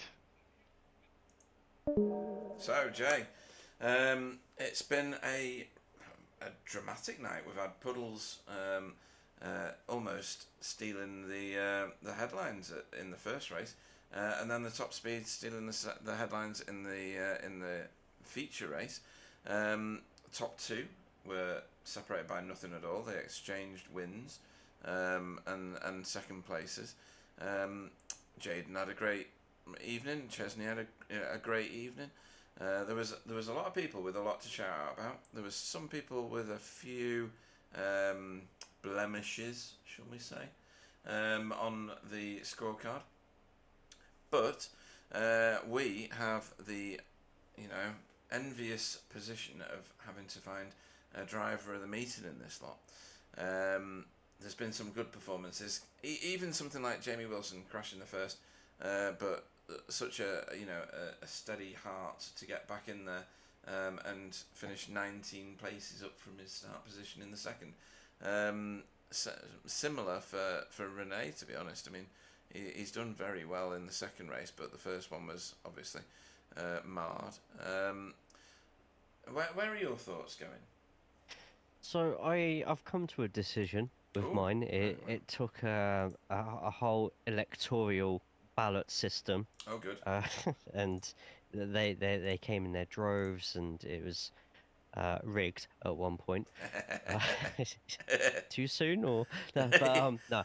I decided to put my vote to someone who had a really good, solid race tonight. I don't think it was actually one of the names you mentioned in there at all, and got a third and a second tonight in the Pro-Ams, and that's Carl Hardy. Just he was there, safe, battling with everybody, keeping it up there with the second battling group, but it was also part of obviously the great top 10 of Navarra feature race. And yeah, just Carl hasn't he's seeming quite invisible because he's just in the background, just getting on with it. And today it paid dividends. Whilst everyone else was making mistakes, Carl was keeping his head down, and because of it, two class podiums. So that's where my votes go tonight. No, very, very well spent votes. To be honest, I kind of threw you a kipper just then because I liked what Casper did tonight. He was very racy, had great top speed, kept his cool, got a really good points finish in both races. Same for Pete Newman. You can't argue with performances like that, can you? They're absolutely clinical. But I have to say, Demis Tigchalar, he was calm under pressure at the front of that field. I don't know that I remember him leading in that way before. I think that has probably given him a level of education which will steel him under those pressure conditions from this point on. And I really liked what he was doing with that car in that second race. Yes, he finished 15th in the first race. That's what. No, he didn't. What was he? He was a little bit higher than that. Yeah, He like was 9th? 13th. 13th. But I just liked the calm, steady, controlled approach. He didn't buckle. He didn't just pull the car to one side and say, on you go, faster cars. He raced them. And he raced people like T and Logan for a time. All those real big names that we hear of with super fast cars. And he did a fantastic job. Cool under pressure. Demis Tigchalar is going to get my vote for tonight based on that second race. Fantastic. Yeah. So that's 2 people that have not had a vote before, in this season at least. Right then, that brings this Navarra speed circuit race, well, pair of races, to a close. We look forward to going to Red Bull Ring next week. We've had quite a series of dramas here, not the weather dramas that we had at Interlagos. We need all to calm down and have a few weeks of no rain, in order to recover from that. But thanks to everybody that watched, everybody that contributed on the chat, all the drivers, Michelle Scotton, who I don't recall being on the chat before, very, very welcome, and do comment in the future. All our supporters, and of course you, Jay, for joining me in the booth. That track introduction tonight was the funniest ever. That was brilliant. And more of that, please. More of that. It's great having you in the booth. It really is. Thanks to Salon for all his contributions on the chat as well. It's almost like he's not left the booth. And he's obviously he's part of the furniture and a much loved character in the BSTV community. So thanks everyone, stay safe, and we'll see you at Red Bull Ring this time next week. And don't forget that we are racing V8s, I want to say Thruxton, I think it is Thruxton, this Saturday. So tune in again and watch all those guys duking it out in those monster cars. But for now, thanks everybody, and I'll pass you over to Jay for his goodbyes. Thank you very much, Pete. Absolutely fantastic race tonight. A track that maybe the drivers haven't always enjoyed. It's definitely produced some fantastic racing that we will be speaking about for seasons to come when we return. But for next week, it is Off Track Central, Red Bull Ring. Track in Spielberg, Austria is going to be absolutely unmissable. So if you haven't already, thumbs up this broadcast, subscribe to the channel, get into the Discord, and maybe we will even be talking about you in a good way, of course, as soon as maybe next week. Get yourself in the league. Fantastic driving all around. But see you then. Take care of yourselves and take care of each other.